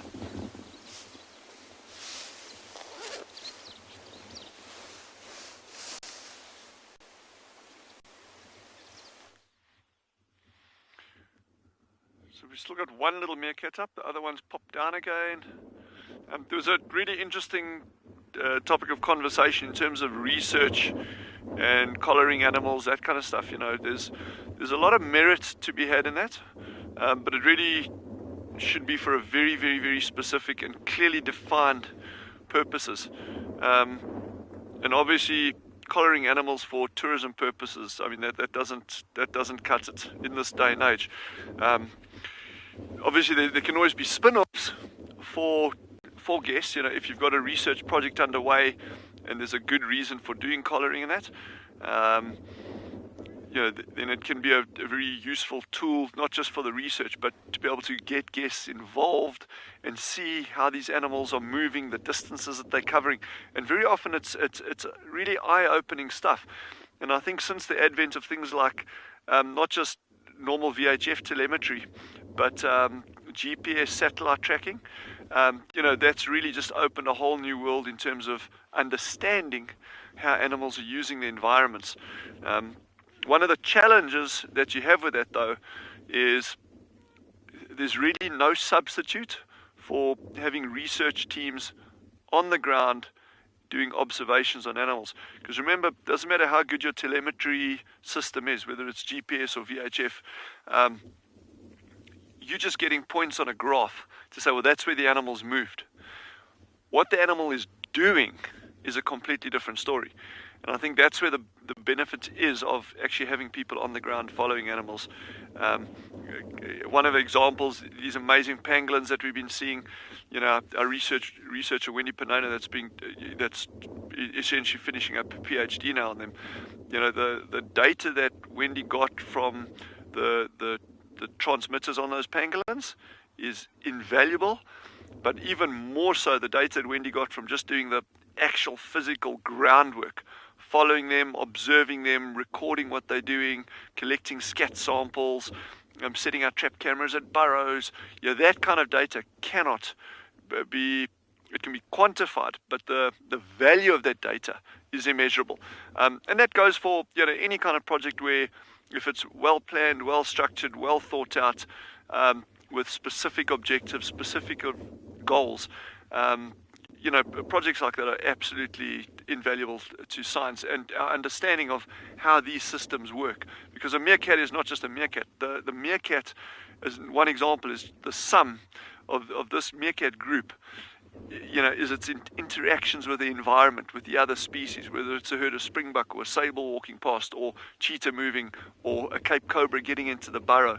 And as we start linking these different aspects of research, Tilo's work that he's been doing on the Cape cobras on Tswalu, that data links in with people doing the work on, like Rob Thompson and Anthony Lani, doing the work on pygmy falcons and the sociable weavers, and. So it's all these facets combined, and telemetry or using tracking devices on various species is very, very, very important for that.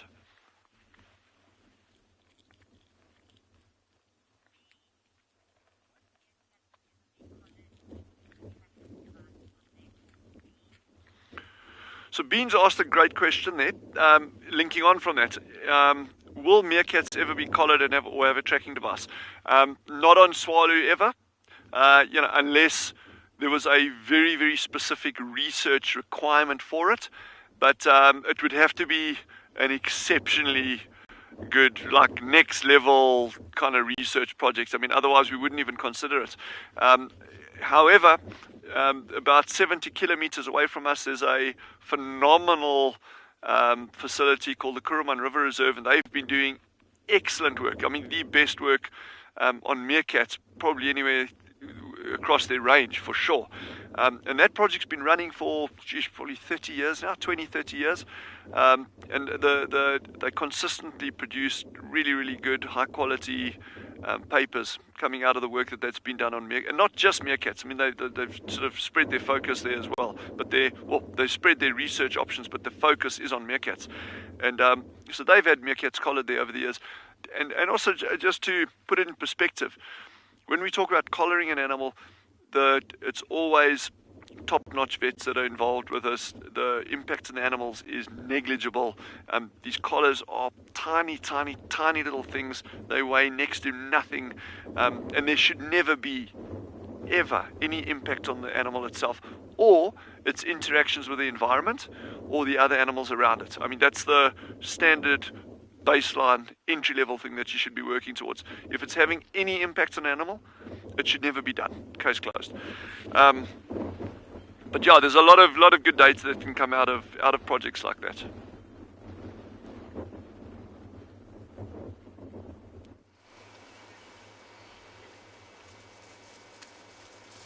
Sutu is having the best morning.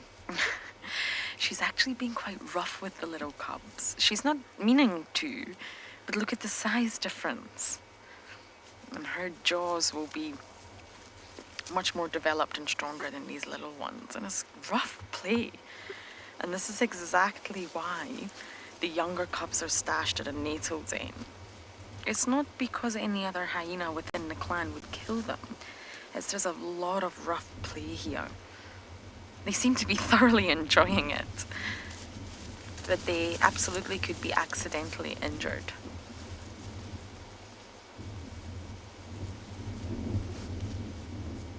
Now, interestingly, some of you may know I spent a lot of time in Ethiopia recently, looking at trying to find the Ethiopian wolf for a series.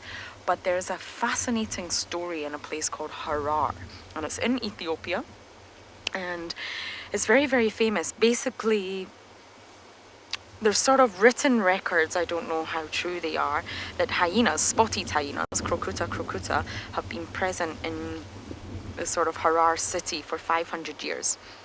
And what they do now within this city is a Muslim city where they decided to sanitize the city by feeding, allowing the hyenas to feed on all the sort of organic refuse.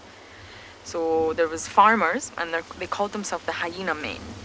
And I think it started in the 1960s. The hyena men decided to let's feed the hyenas to encourage them to come and clean up the city. Also, we don't want the hyenas killing or injuring our livestock. So to prevent them attacking the livestock, let's feed them and see how it goes. And these hyena men developed a dialect that they called the hyena dialect, and it's basically a mixture of English and Oromo, which is a dialect in Ethiopia. And they feed the hyenas by mouth. They put a stick in their mouth. One end of the stick is in the hyena man's mouth, and the other end of the stick is a gorgeous, delicious piece of flesh.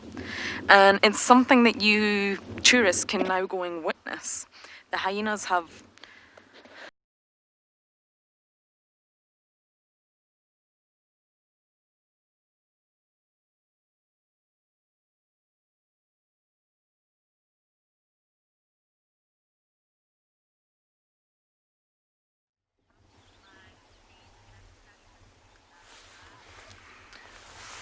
Welcome back, everyone. Sorry about that. Apparently there was a bit of a technical issue, but of course we are out here in the African bush, and sometimes it can be a challenge to bring you these wonderful images from the various properties. But we're still sitting with our 3 cheetah. Mum up here on the left being super vigilant and scanning around. And look at the herd of wildebeest that has started to move towards these cheetah. We said earlier that it might be interesting to see if they do come to investigate the cheetah. And it seems that is what they have started to do. Now look at where the cubs are lying, everybody. Just off to the left. And look at how this young male has put himself behind that little magic quarry. And it was quite funny to watch, because as soon as these wildebeest started to advance, he immediately ran and hid behind that little bush, just trying to keep to cover. Obviously these are very big, very scary animals when you're a little cheetah cub, with their hooves and their big horns, those big dark grey bodies. They present quite an intimidating force.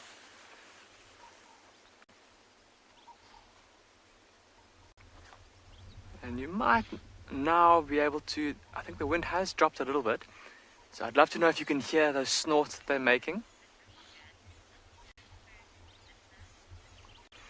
Anushka, you're asking if this is this mother cheetah's first litter. Anushka, it is not. So this particular female is about 5 years old, and she's had at least 1 litter before this. Often female cheetahs will start to produce litters from when they're about 2, maybe 2.5 years old. This is at least her second. She may have even had a litter before that, but I'm not 100% sure in the case of this female. I know for a fact though that she has had at least 1 other litter before this though. It was a a litter of four cubs that were born together. Unfortunately though, one night the game drive vehicles left her at sunset. Her and her 4 cubs nestled on top of a big termite mound, and when they came back the next morning, she was gone. There were lion tracks all over the place, and the next time they saw her, she only had 1 cub left. But she was successful in raising that one cub to independence, a single male, and he's now wandering the reserve. Look at those wildebeest galloping past. How fantastic is that? And the cheetah pretty much unperturbed by them. I don't know if you noticed though, with that little female, as soon as the wildebeest started to canter, she almost like jumped up. You could see she was, that little predatory instinct already starting to kick in. She just sees animals running, and there's that instinct to get up and go and chase. Even though, little cheetah, I think it would be unwise to try and tackle a wildebeest when you're only as big as you are.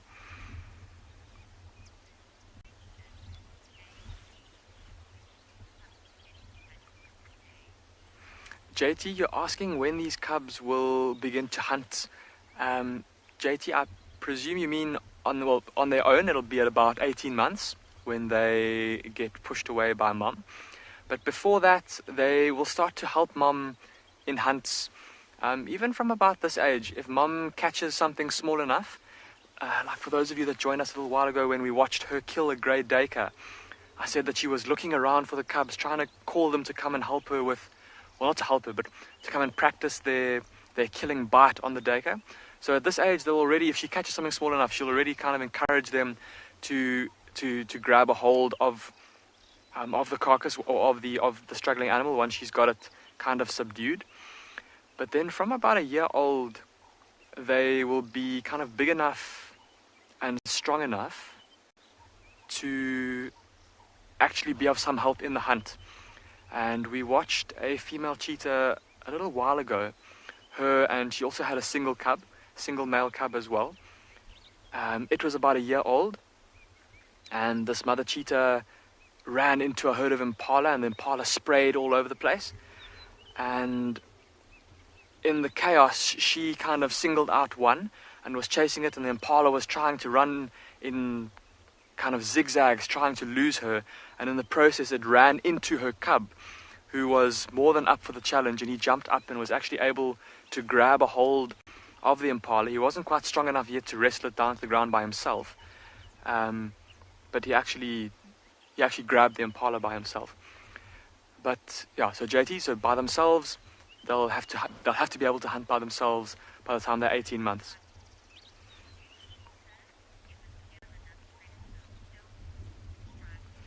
Striped horse, you're asking if cheetah would ever steal another predator's kill. Now, striped horse, in terms of larger predators, absolutely not.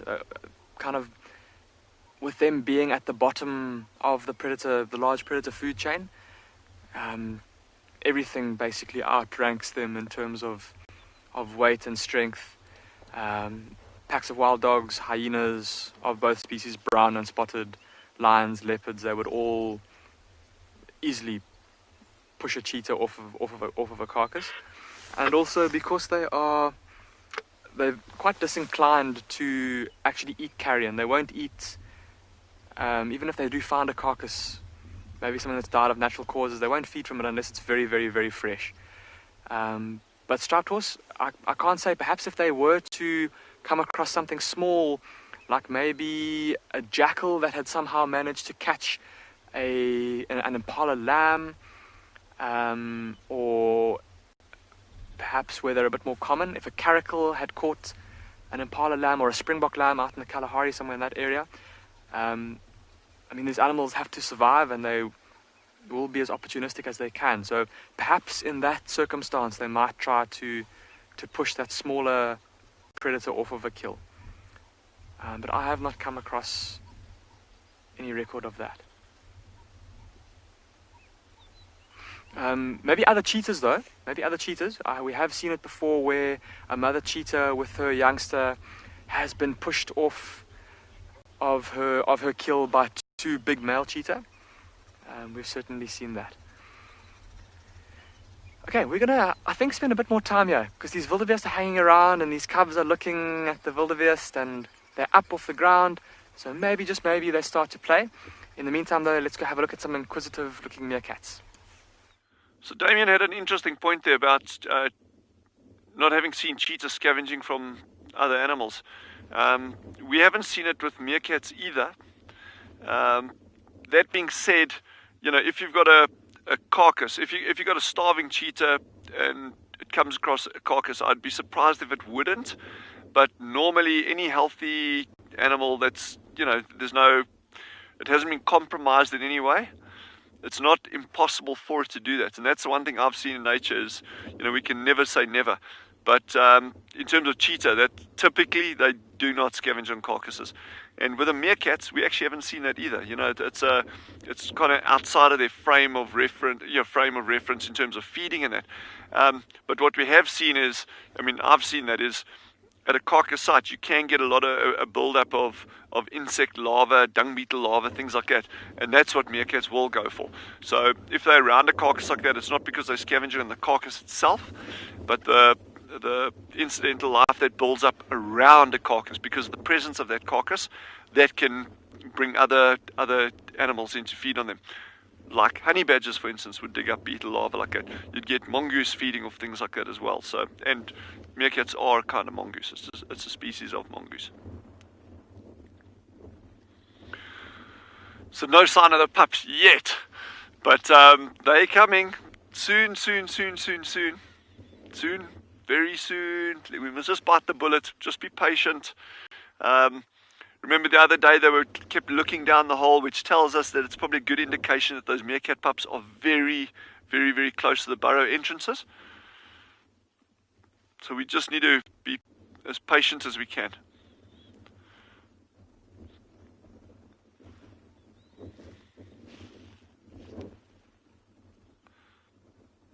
Yes, I'm so pleased that we got to this point now.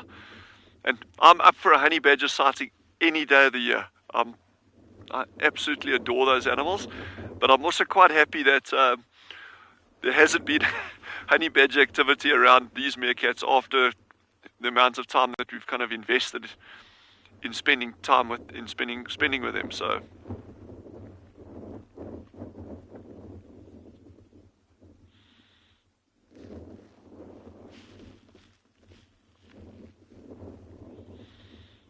and speaking about cheetah in the area, I'm just amazed at the amount of cheetah activity that's been around here lately. And this is in a relatively small area. This is, you know, from here to the mountains is probably 2 kilometers in a straight line.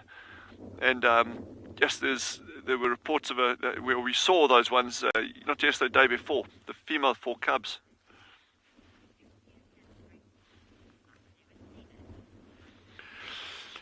Butterfly has asked the question, do meerkats drink water? And she says she's never seen it. I've personally never seen them drinking water, but I know they have been recorded drinking water occasionally. I've personally never seen it. And I know in some research areas, in order to weigh the meerkats, so these groups are like super habituated around people, and to get them to climb on a scale, they'll actually give them a couple of drops of water. So that's like one of the lures that they use to get a meerkat to climb onto a scale so they can measure the exact body weights of them. So yeah, I'm sure if times were that hard, a meerkat would drink water. Just the problem in these areas here, there's no standing surface water. So in order for them to survive out here, they cannot be reliant on having to drink water. And and also the prey that they're going for, it's all these like nice, delicious, I'm assuming, beetle larvae, geckos, scorpions, things like that are nice and crunchy and tasty and soft and squishy and filled with moisture. So normally, I don't think meerkats would have a need to drink water. In fact, we used to have a group staying at that dam where Jandra and I sometimes do our little stakeouts.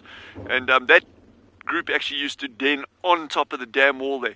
And in all the years of viewing them, I never saw them drink water at that dam. And that was standing water right there. So, but then again, you know, there may be situations where they don't even have, you know, the food resources might be limited, or it's incredibly dry times.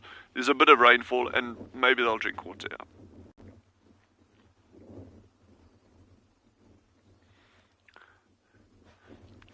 So all 6 are out now. And this is just so good to see how they've, the lengths that they've, you know, come to, you know, from where we were almost 3 weeks ago now. It's just like, we had 2, maybe 3 up occasionally, and then the rest would just keep their heads down while we were around. So we've slowly built up this, and this was just like really taking our time and also not trying to push the habituation process. And I think that's one of the key things. It doesn't matter whether you habituating a leopard or a whatever it is. It's just take time, build up over, you know, being cautious, slow. That always works the best, though. Slowly, catchy monkey.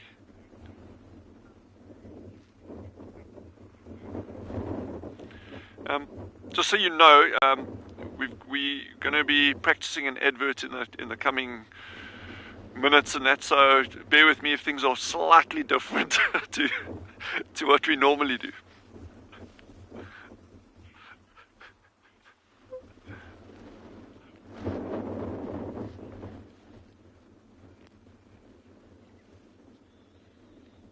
So it's really good seeing that these meerkats are all out and nice and relaxed like this.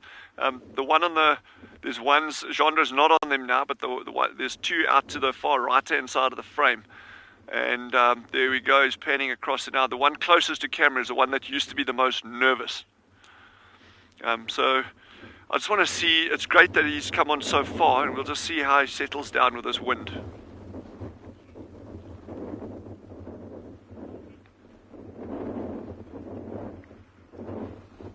WildEarth relies on support from viewers like you to carry on broadcasting our daily live shows. A small donation goes a long way in helping us on our mission to connect the world with nature. Please visit our support page to see how you can help and become part of the WildEarth family. Welcome back to andBeyond Phinda.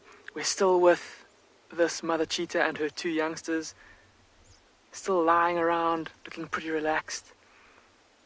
Just taking in the beautiful morning. And just a reminder, of course, this is live, so please do get in contact with us. Send us any questions or comments you have using the hashtag WildEarth.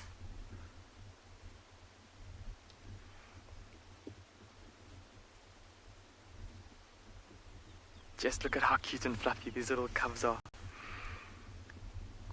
And amazing to see, just as we've been spending so much time with these, well, with this mother cheetah and her 2 youngsters over the past few weeks, it's amazing how we're starting to, I don't know if all of you have noticed, but kind of see the characters of these 2 different cubs. Look on the left, the young female, look at how she's got her head flat on the ground. Super calm, super relaxed, and pretty confident. Her brother on the right, look at how he's got his neck crooked up. Keeping super, well, maybe not super vigilant, look at those eyes closing now. But being a lot more alert. And remember earlier when we saw when those wildebeest came to investigate, remember how it was him that ran away and hid behind Mum and hid behind that bush afterwards while his sister looked on? And then even when those wildebeest ran past, there was a second where she almost looked like she wanted to actually go and chase them.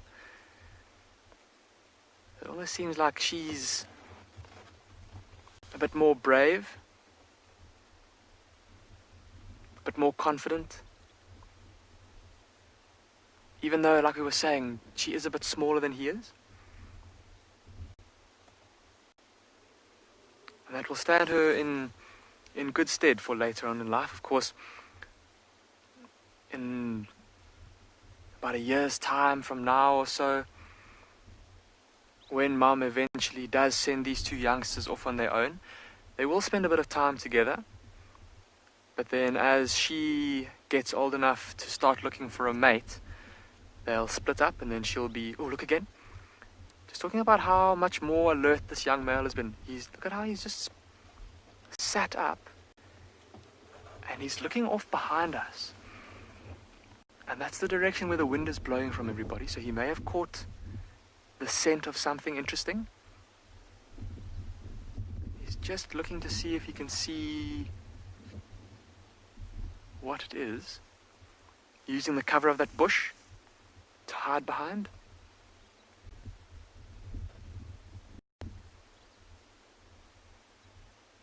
Oh, but they are just the cutest little things. But I was saying, so in about a year's time from now, when Mum sends them off on their way, they'll go off together for a bit, and they'll be able to rely on each other to help each other catch food. But then when she, the young female, when she starts to get to the age where she's going to be ready to start looking for a male, she and her brother will split up, and then they'll be on their own. If there was a second male, if there were three cubs in this litter, 2 male and 1 female, those 2 males would then be able to stay together for life. But for this little guy, he's going to be alone as well. And the only time that likely he'll ever meet up with another cheetah will be to mate with a female, if he's lucky enough. Anna Marie, you're asking what the survival rate for these cheetahs specifically would be. Anna Marie, it's tough to give an exact figure, but the stats on Phinda in terms of our cheetah, or the success of the cheetah here on Phinda, we've over the years kind of discovered that of all the litters that are born, we've found that between kind of 50 and 60% of those litters have at least one cheetah will survive to adulthood. So it's tough to say. They, at this age, I mean, they're able to move pretty quickly with Mom, and they're feeding on meat, and their bones are getting stronger and stronger. And as they get older, they'll have a better and better chance of survival. Not quite out of the woods just yet. But sorry, Anna Marie, to give you an exact figure, I don't know. I couldn't give you an exact figure. But it's pretty good from here. And of course, that figure will vary across Africa depending on the densities of other predators.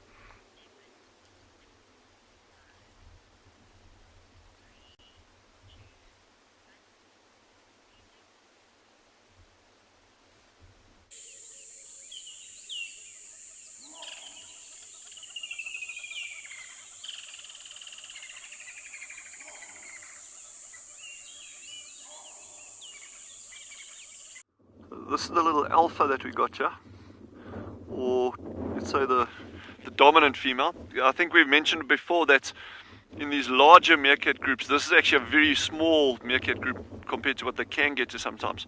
But sometimes in these larger groups, and I'm talking about 20, 30, 40 individuals, you can get multiple females that have litters at the same time. But that would normally be in an area where there's a super abundance of food, or you've had a number of successive years of good rainfall, so conditions are optimal for these groups expanding. And then it doesn't benefit the dominant female to spend all her time trying to prevent other females from breeding, because then her pups are going to suffer as a consequence. But in a small group like this, the converse is true, where it doesn't really pay. So I'm just trying to get a better angle there. It doesn't really pay her to let another female breed, because then they're splitting up super limited group resources in terms of eyes and ears and foraging ability on different groups of pups. So in a case like this, she won't let any other female in this group breed. Nature can be quite harsh. We've got this idea that it's kind of like a Lion King, everyone lives happily ever after.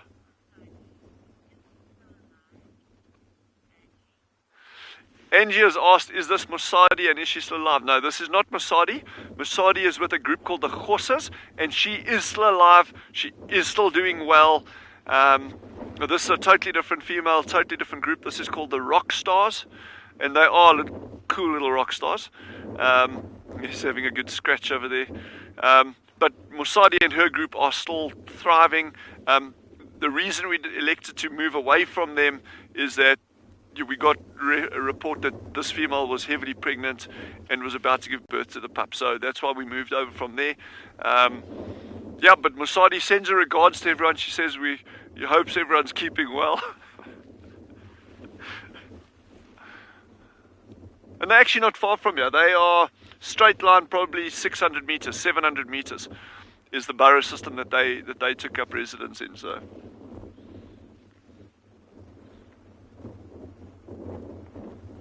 it would be interesting if they actually encroached on this group, but now that this female's got these pups over, they would be super aggressive at defending their area.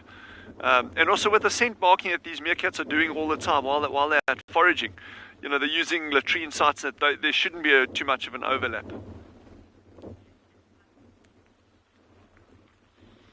Victoria's just asked, how old are these meerkat pups? We worked out that they were born on the 18th of June. 18th of June. So they're actually just over 2 weeks old. And normally they'll be coming out above ground at about 2 weeks of age, give or take. So we passed that mark now, but it doesn't worry me at all. We know this alpha female is still suckling, so those pups are 100% alive. They're here. And the other thing to bear in mind is this, is that although we sit here every single morning, they could be coming out later in the day when there's just a single babysitter around. That is quite possible. They could pop out in the afternoon when we're not here. We're doing other things. So it's kind of we're trying to like weigh up, trying to get that balance between showing you other aspects of this incredible environment that we're in, as well as trying to keep tabs on the meerkat. So Veronica, our meerkat habituator, she's played a key role in this as well, in terms of keeping Jandre and myself informed as to what's going on with this group. And we're really trying to not miss what actually happens, you know, even while we're not here. But it really is it's not an easy thing. It is challenging, and we're just trying to make sure we find that balance between showing other things and keeping tabs on the meerkats at the same time.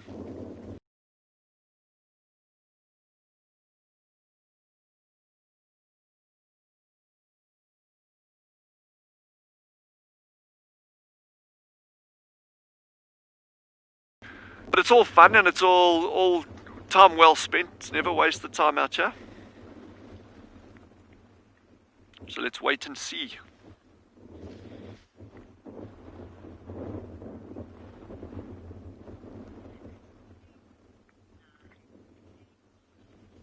She's looking at something down there. We'll just see what pops out.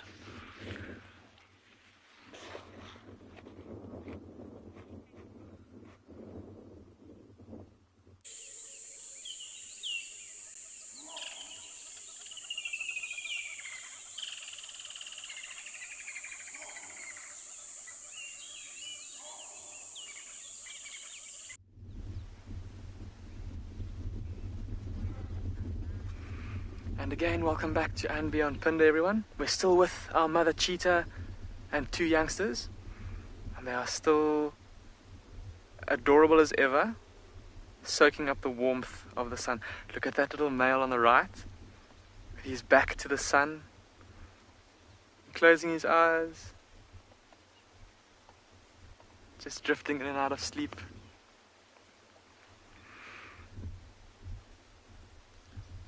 Now, we'd said earlier that we were hoping that because they've eaten and because they've got this beautiful open area, they've got mum close by, that they might be relaxed enough to play. And besides that little bath that we got earlier, they haven't really been moving around too much. And I wonder if it's just they're not quite in the mood just yet. They've had a big meal, maybe yesterday morning, maybe the evening before. And just, yeah, too full to play for now.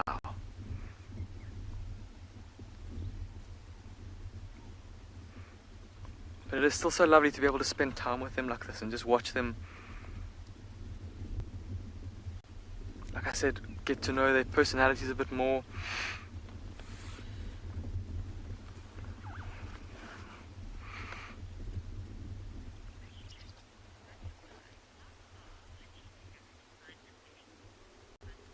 Butterfly, you're asking how far a cheetah will go to find a mate.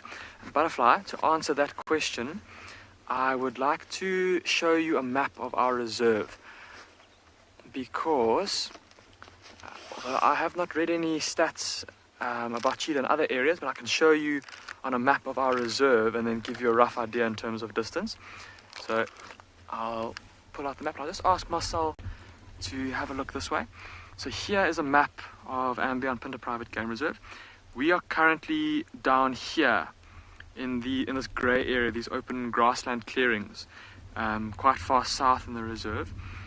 We have seen a young female cheetah that lived up in the far north of the reserve up here, and she left her and her sister, made it to independence. They left their mother and they kind of headed across to this region here.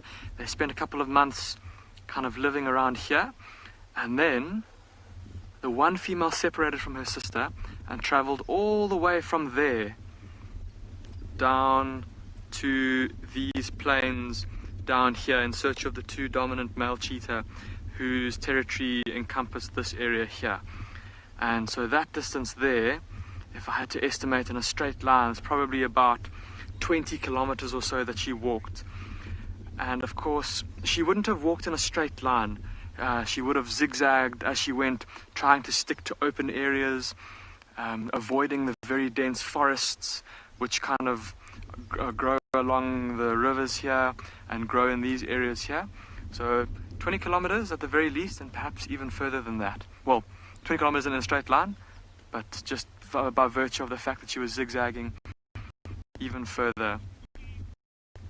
And all in her search to find a suitable mate.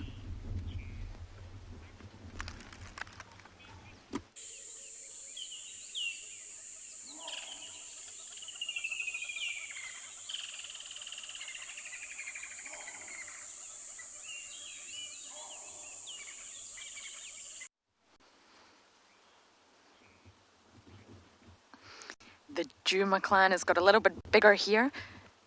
Comet has decided to join us. We've got a male, Sutu, Ribbon, and two little cubs here, which is super exciting.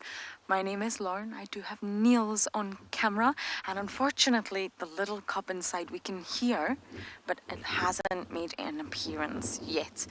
I still think it might. I still think there's a high chance it might pop its little head up when it gets hungry, looking for mama, that is Corky, but right now no appearance, but we can hear it, which is a great sign. Now, Comet, the male at the back here, who's very sort of fawn in colour, is very comfortable around the den. Now, we believe he's blind in his right eye. And you can see how close him and Sutu, young female sub-adult, are lying. So Ribbon obviously trusts Comet to some extent around the cubs. The cubs have been terrorizing him and jumping on him and biting him and pulling his tail, and he seems to just be happy. It's very much a communal den now, which means really any member of the clan can visit. The males should approach with caution, absolutely, but other than that, anyone can visit. I've not seen any adult females arrive. So far, we've only got Sutu, Comet, and Ribbon. Now, there was lots of vultures up ahead earlier. I don't know if they're just riding the thermals or taking advantage of the wind, but I'm keeping my eye on them. Ribbon, you're asking... no, sorry. Andrew, you're asking. Ribbon's not talking to me, I promise. Andrew, you're asking how old is Ribbon. Ribbon is 7 years old. So she's in her prime for a hyena. She's done very, very well. We believe she was born approximately in 2013, so it would make her around 7. And it was 2018 that she seemed to undergo some, well, surgery on her ears. Her ears got really badly injured. We weren't too sure what happened, and that's when she appeared to get the butterfly ear that we have all come to know and love, and it's a really easy way to identify her. So she's in her prime. Perfect time to have a litter as well, because she's matriarch, and matriarchs tend to be bigger, stronger, get first dibs to food, best access to food, and of course everyone else bows down to her, which means her milk will also be very rich. If she's eating a lot and getting best access to food, her milk will be the strongest. So it's a very, very good time for Ribbon to have had these two little cubbies. We believe they're both boys. I mean, we could be wrong. There's always a chance that we could be wrong. But from their bizarre genitals, it looks like they're boys at this stage. But Ribbon was also identified as a boy for many years until we realized she was lactating. So we could have it wrong. I think it's important to note that. Okay, so I'm not going to go anywhere. I'm really, really hoping this little cub pops his head up. But for now, you guys are going to go across to James at a bird party.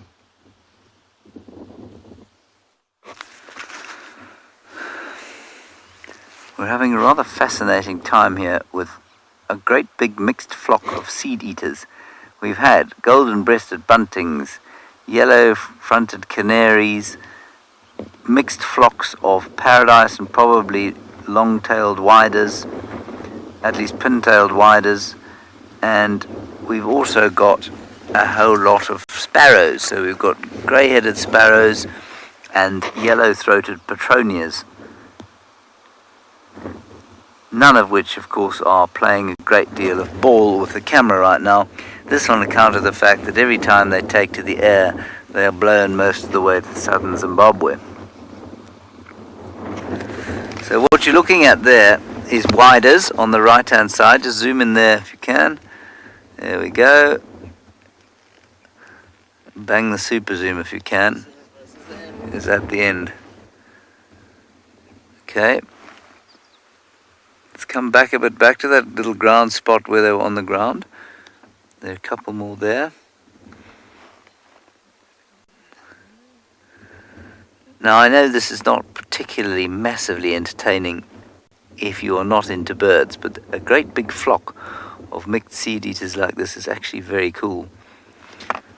Let me just see if I can't roll forward without them all panicking and flying away.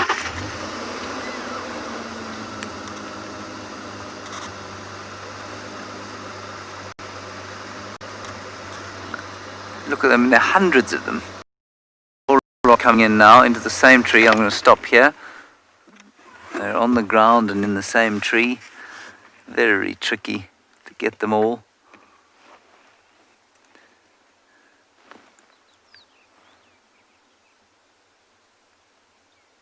There we go. So, on the right-hand side, we've got all those two are grey-headed sparrows. And then let's go down from there. Let's see if we can get some of the widers with their little cycling helmets on. What's that on the ground? There's one. Looks like a wider. Unless it's one of the patroni. There's a golden-breasted bunting. It's nice. So most of those will be widers in non-breeding plumage and female widers. You can see little ones with red beaks, and those are males coming out of their breeding plumage. Look at them all. That's beautiful.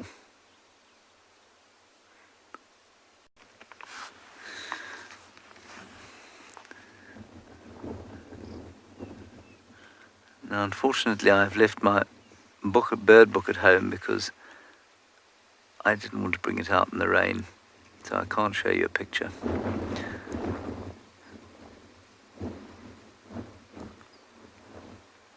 Look at them all. I think they've all been attracted by this area that's been burnt, and perhaps it's just opened up the ground sufficiently for there to be exposed seeds now. But that is largely what they eat. There's still lots of them there.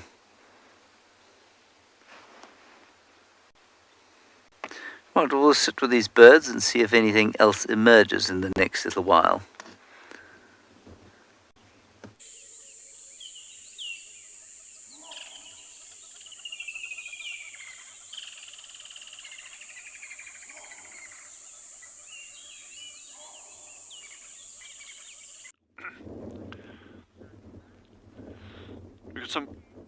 We got some burrow maintenance going on here now.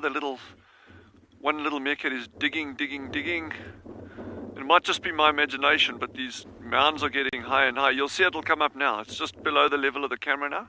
But from my side, it's just gone down this burrow, and he'll pop out again shortly. I love the way they're standing apart from that little alpha. The rest of them are like trying to keep their heads out of this window. They're like, yeah, just checking it out, getting a bit of sun where they can, and otherwise they're not too interested. There's a lot of movement on this grass this morning with this wind.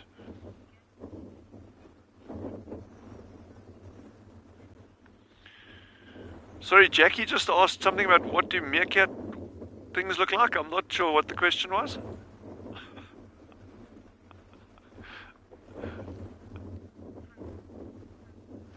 Tongues, meerkat tongues. Oh, meerkat tongues. They look like your normal dog's tongue or a cat's tongue.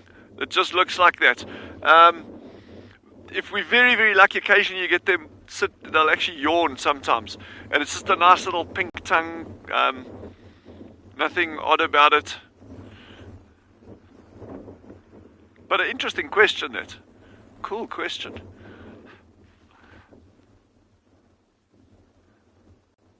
It's normally first thing in the morning, just when they've come up, that they start yawning and that.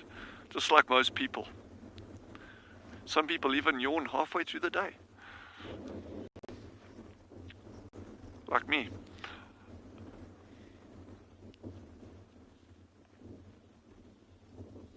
Jandre's giving a big yawn there now. Poor guy. I think he's very tired.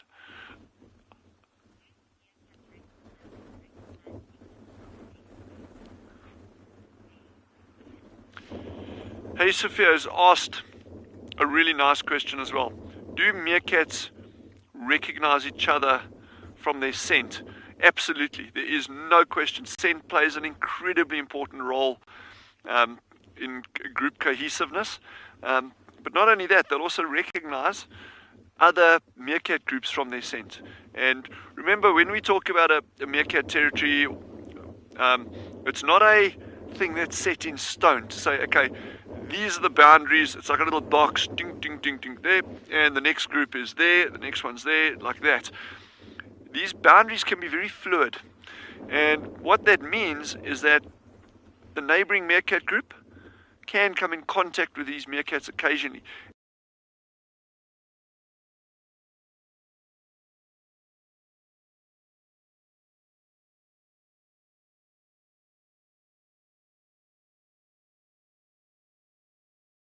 Area, you onto that straight away. So good question. Yeah, meerkat scent plays a very, very important role, and they do recognize each other, including individuals within the group, based on scent. And I think it's just, the sign, and I know this sounds dead obvious, but you just know the people that are around you. You know the meerkats that are around you. Analogy that I always use there, if you go down to buy something, you're going to go buy flowers at the local store. You don't get in your car and you drive and you're looking at the street names all the time. You just get in your car and you automatically go down there. You know where to go. And same with these little meerkats. They know the environment. They know the animals that they see on a regular basis. They'll know that jackal that trots past. Oh, we see him there every morning. Okay, we know. Okay, well that's group of hemspuck that move past. They know them, they understand them. And same with the different meerkat groups around you.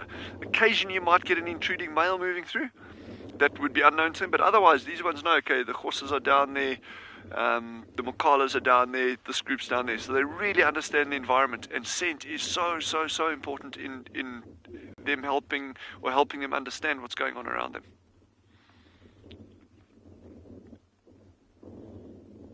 I'm just amazed how that alpha female is the one that's standing right out exposed pretty much the whole time, whereas others are keeping a low profile. She is sharp as a razor, that one.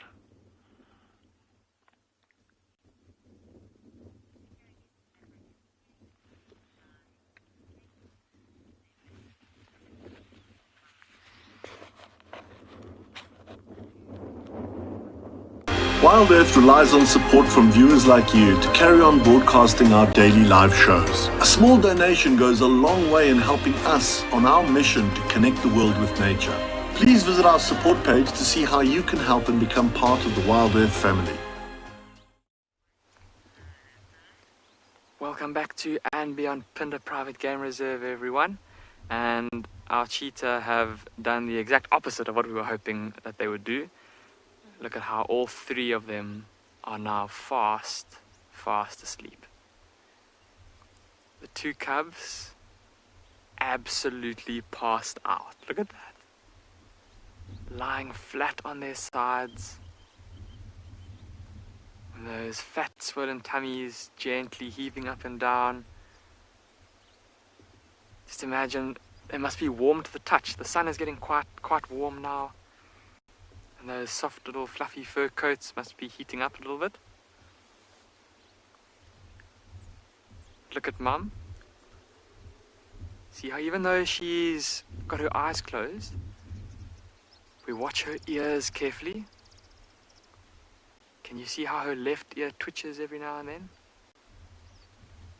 So even though she's sleeping, she's not so fast asleep that the slightest sound, like maybe a twig breaking or a crunch of some grass underfoot, she hears anything like that, she'll wake up or she'll open her eyes, and sleeping with her head crooked like that or her neck crooked up like that, she'll be better able to figure out whatever it is that much quicker. A super nifty little adaptation that these cheetah have, being able to rest like that. Although, I've said it before, it looks horribly uncomfortable. Jeez, I can only imagine I would have a seriously sore neck if I were to sleep with my neck like that.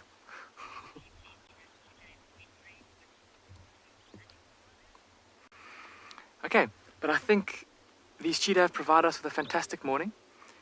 And I don't think they're going to do too much from here. They seem like they're pretty sound asleep. We're definitely going to come back later this afternoon, though, and look for them. And we're going to go see if we can find those lions that were making all that noise earlier. In the meantime, let's... At Phinda a great deal are warthogs, and they're normally pretty relaxed. And here, that just doesn't seem to be the case. But here we've got a warthog that has taken up residence within a herd of impala. Clearly it is a very intelligent warthog who's figured out that if he hangs with the impala, he will probably be able to avoid being made a meal of. I have never, in 5 years here, had a warthog sighting where the animal is prepared to lie down this close to the vehicle and not run away. He's a magnificent boar, look at him. He's got exuberantly growing warts and a very relaxed disposition. Perhaps this relaxed disposition comes with the fact that he knows he's the cleverest warthog in all the land, that he's figured out how to survive by hanging around with young impala, which are a much easier target than he would be to any would-be predator. That's a really nice picture, that. He's definitely suspicious of us. You see, he pricks his ears up and looks at us every so often. But now he's resting his muzzle on the ground, blinking away the rain and wind.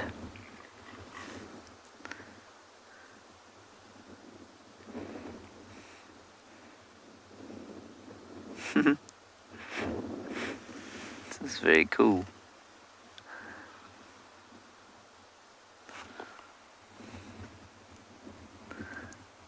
And I've said this often, but you know, you can go to some places and the warthogs you can almost touch. They're so tame. tame. They're just not the same here. So to have a warthog sighting like this is very special.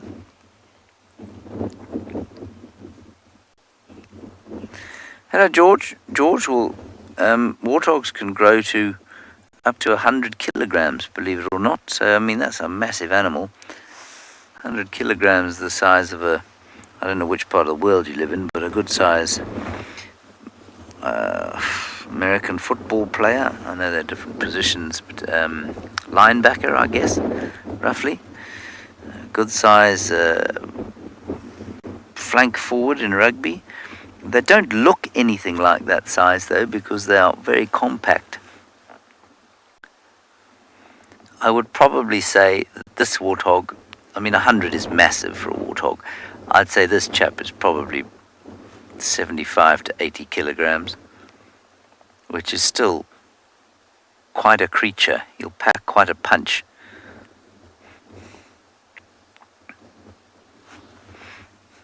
See, the impala are a little bit suspicious of him. Why are you lying here?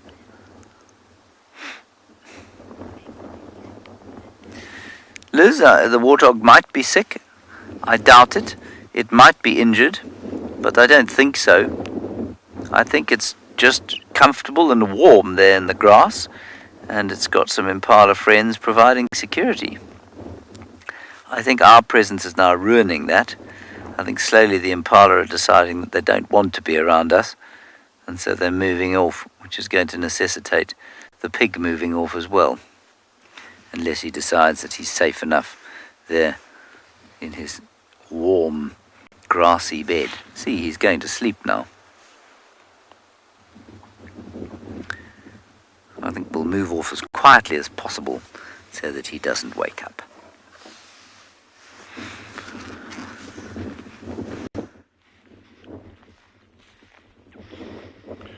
So I'm just moving around a little bit now, and remember that's important for the continual habituation process, not to just be in the same position all the time, you know, and it's not just sitting still the whole time and not just walking the whole time. So you need this complete variation, and also the sound is as important as your physical appearance.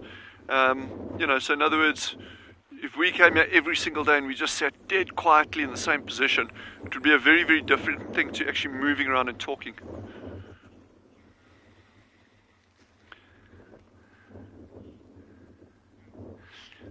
Sally has asked, will the babies be allowed out with the wind blowing so much? They will. The challenge with the wind is more the fact of thermoregulation. These are tiny little animals. I mean, you can see those adults there are small enough. Now these babies are going to be super, super, super small, so they can lose heat extremely rapidly with this kind of biting wind. And the temperature itself is not so bad, the ambient temperature, but this wind really, really puts a nip in the air, and I think that will have a big impact on these little ones. So I think you can assume it's unlikely that they'll come out with this wind. But, geez, I could be completely wrong. Maybe they come out like 5 minutes after I've said they won't come out.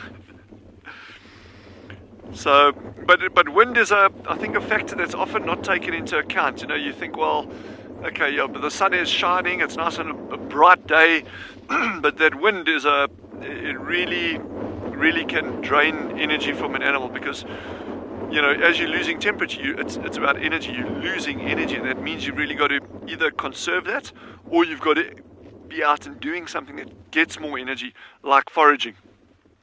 And if you're not getting that balance between what you're losing and what you're eating, that's when you go into a negative on your energy. So, you know, these meerkats being so small, they really have to be careful about wind factor and wind chill and keeping that energy.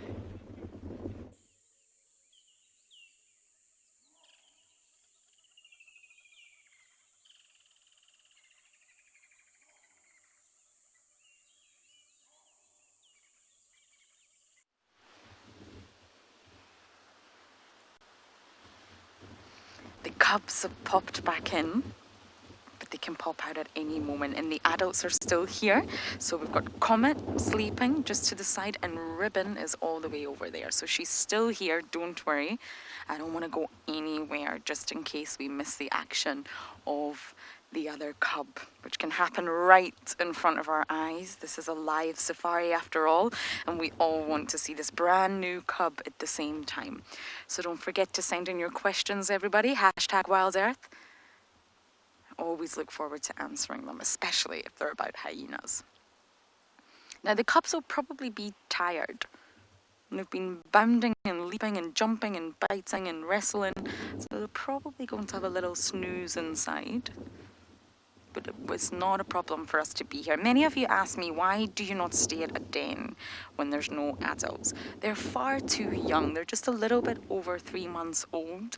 And it's a sort of general guiding rule when it comes to any young, especially altricial young, predator young, that you don't spend time with them without the mother. It's exactly the same for leopards and lions and hyenas. You don't want to draw the cubs out of the den because of your presence, which means they're completely exposed. Although these little youngsters are obviously spending time outside the den anyway, you don't want that to be your fault. So by a car arriving, attracting the young out, exposing them, leaving them vulnerable with no adult to protect them, no ribbon to chase anything away or alert them or shoo them back in the den. And that's exactly why we don't do it. It's a sort of general guiding rule not to spend any time with cubs without adults around. We also wouldn't spend time with Tandy's little cub or even the Nkuhumas if there's no adults. Okay, Ribbon's coming back, Sutu's coming back. I wonder if she's going to call them out.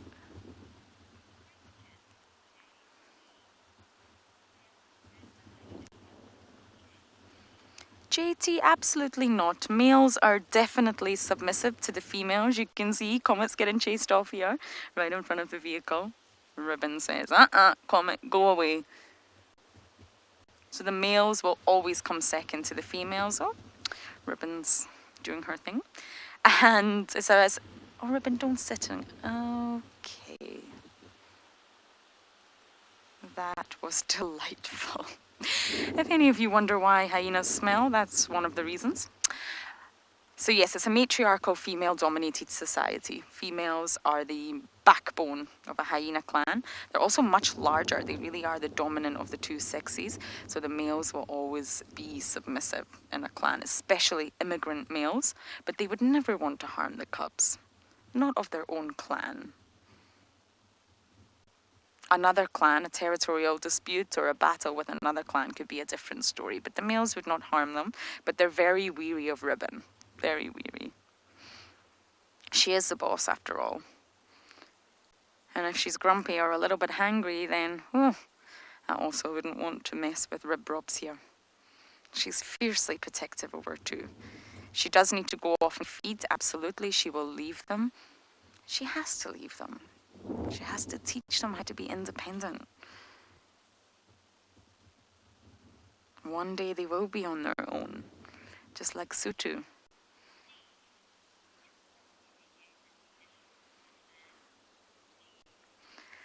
Steve, that's a good question. I highly doubt it. I highly doubt Corky could regain. It doesn't entirely work like that. Corky was very badly injured. She went through quite a tough time before the matriarchal sort of dispute happened. And I think it's highly unlikely that Corky would try to do that again. She's had her time at the top. And I think in order, well, for survival, it's important that she retains her place in the clan. Even if it's a lower position, she needs the clan. Female hyenas won't survive without the clan, and therefore I think it's in Corky's best interest to just retain those friendships, those bonds with the other females. And if that means acting submissive to Ribbon, then that's what she'll do. She's a new mother now. I promise you there's a cub. There actually could be two. We've only seen one. And I really don't think Corky would attempt that. But you never know. I think there's a lot about spotted hyenas in the Lowveld that we've still to learn.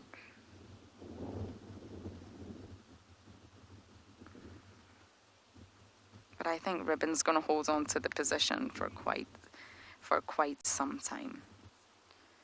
So we're going to sit tight as we have been the whole drive, hoping to see this little cub. And if we do, you'll be right back with us.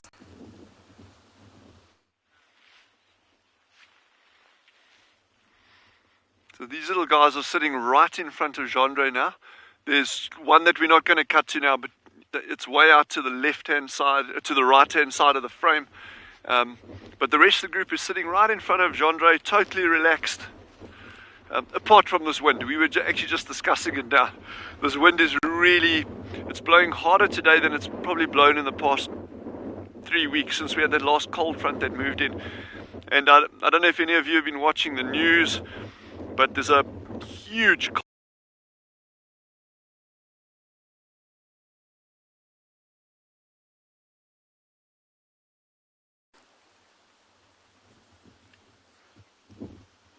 Sorry about that. I'm not entirely sure what happened there. The gremlins are probably in action.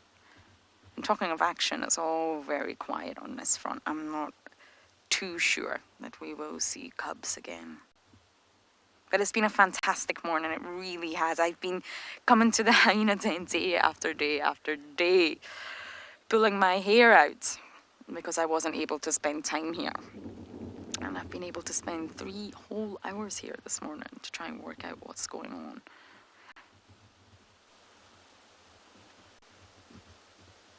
Not much is going on in the world of rip-robs.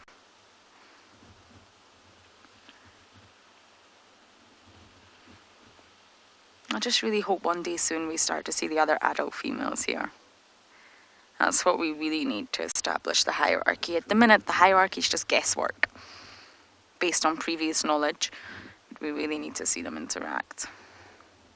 And I wonder when Corky is suckling. Is she doing it at night time? Possibly. Very possibly. Corky actually got her name Corky from corking the den, which is very common to see hyenas do that. I started calling it plugging, but I guess corking sounds a little bit nicer. Putting her rear end in the entrance of the den and completely blocking it, so she's protecting the cubs while they suckle.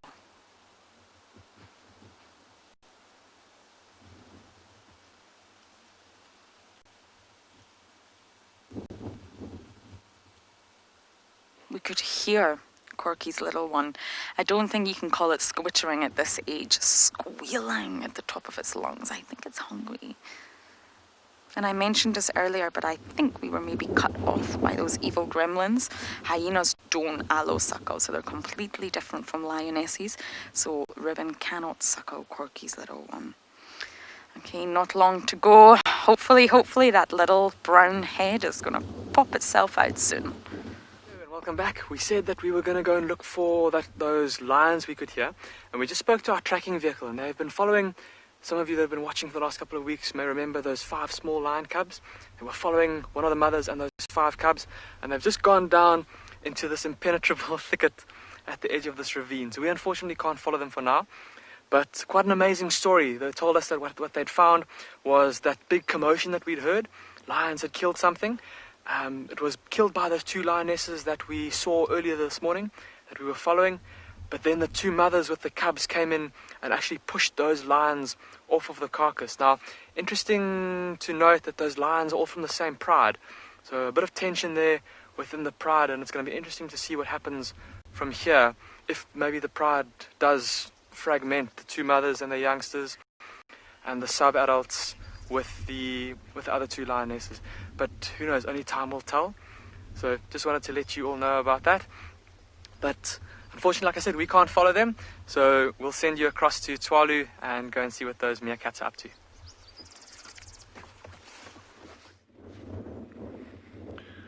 These meerkats, the little alpha actually started moving out right in front of Gendre now. It's actually like walked, it's at his foot. She was literally in front of the camera, like probably about 15-20 centimeters from the side of the camera. Yes, that's amazing. She's become so relaxed. So now she's moving or foraging in exactly the same direction that they went yesterday. So now the key is, even though these, sorry, I'm just looking at a little bird next to me over here, but so even though they are becoming more and more and more relaxed, there's a big difference between an animal that's, sorry, it's a Prrivate Batis. We're not going to look at it, don't worry, but you can look it up in your bird books. A Prrivate Batis, it's an arid area special there. But yeah, so even though they're relaxed with us sitting like this and walking around, some of them may not be prepared to walk past the person yet, like that alpha female did. So she just gave us a really good example of how relaxed she's become.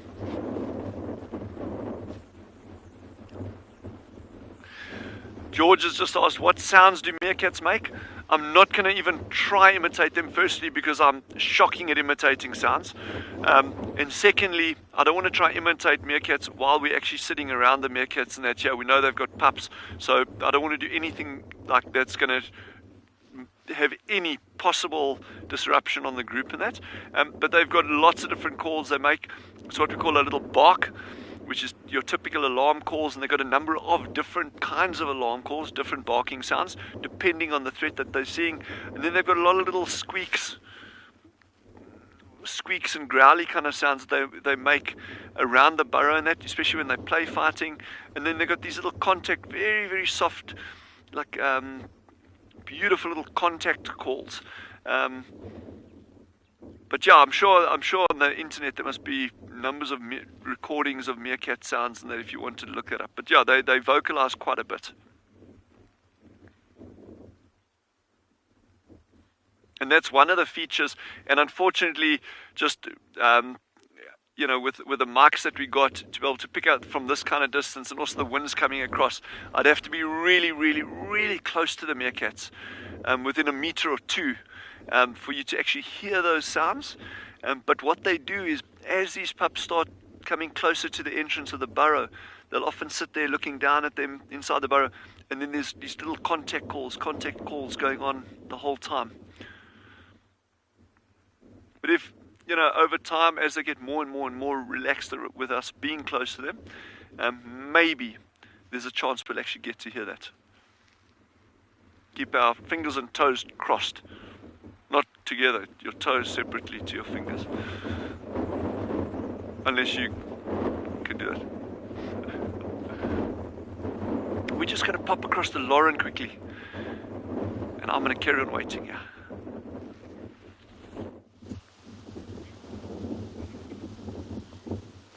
Talking of vocalizations is very interesting, because even in hyenas, cubs, when they're very young, will only respond to mum. So even if Ribbon was to make the same noise as Corky, Corky's cub would not respond, because it's not mum. They're individually able to recognize each other. At a young age, they will only know mum. Mum and mum only. Everything is about mum. But it's incredible that even if Ribbon was to make the same noise at the entrance to the den, something like that, they won't respond. They'll only know mama, which is very sweet. So no sign of a head at the moment, I'm afraid. But I've got my patience pants on today, and I'm hopefully going to spend all afternoon here as well. And at one point, we are going to get lucky. We know it's there, we can hear it, so we're starting to sort of put the pieces of the jigsaw together, but no visual signs just yet. Lulubelle, thank you. It has been an amazing drive, hasn't it? Even with the wind. But thank you everyone for jumping on board. It's always a pleasure to have you. Please join us this afternoon. Thanks for all your comments and questions. Goodbye.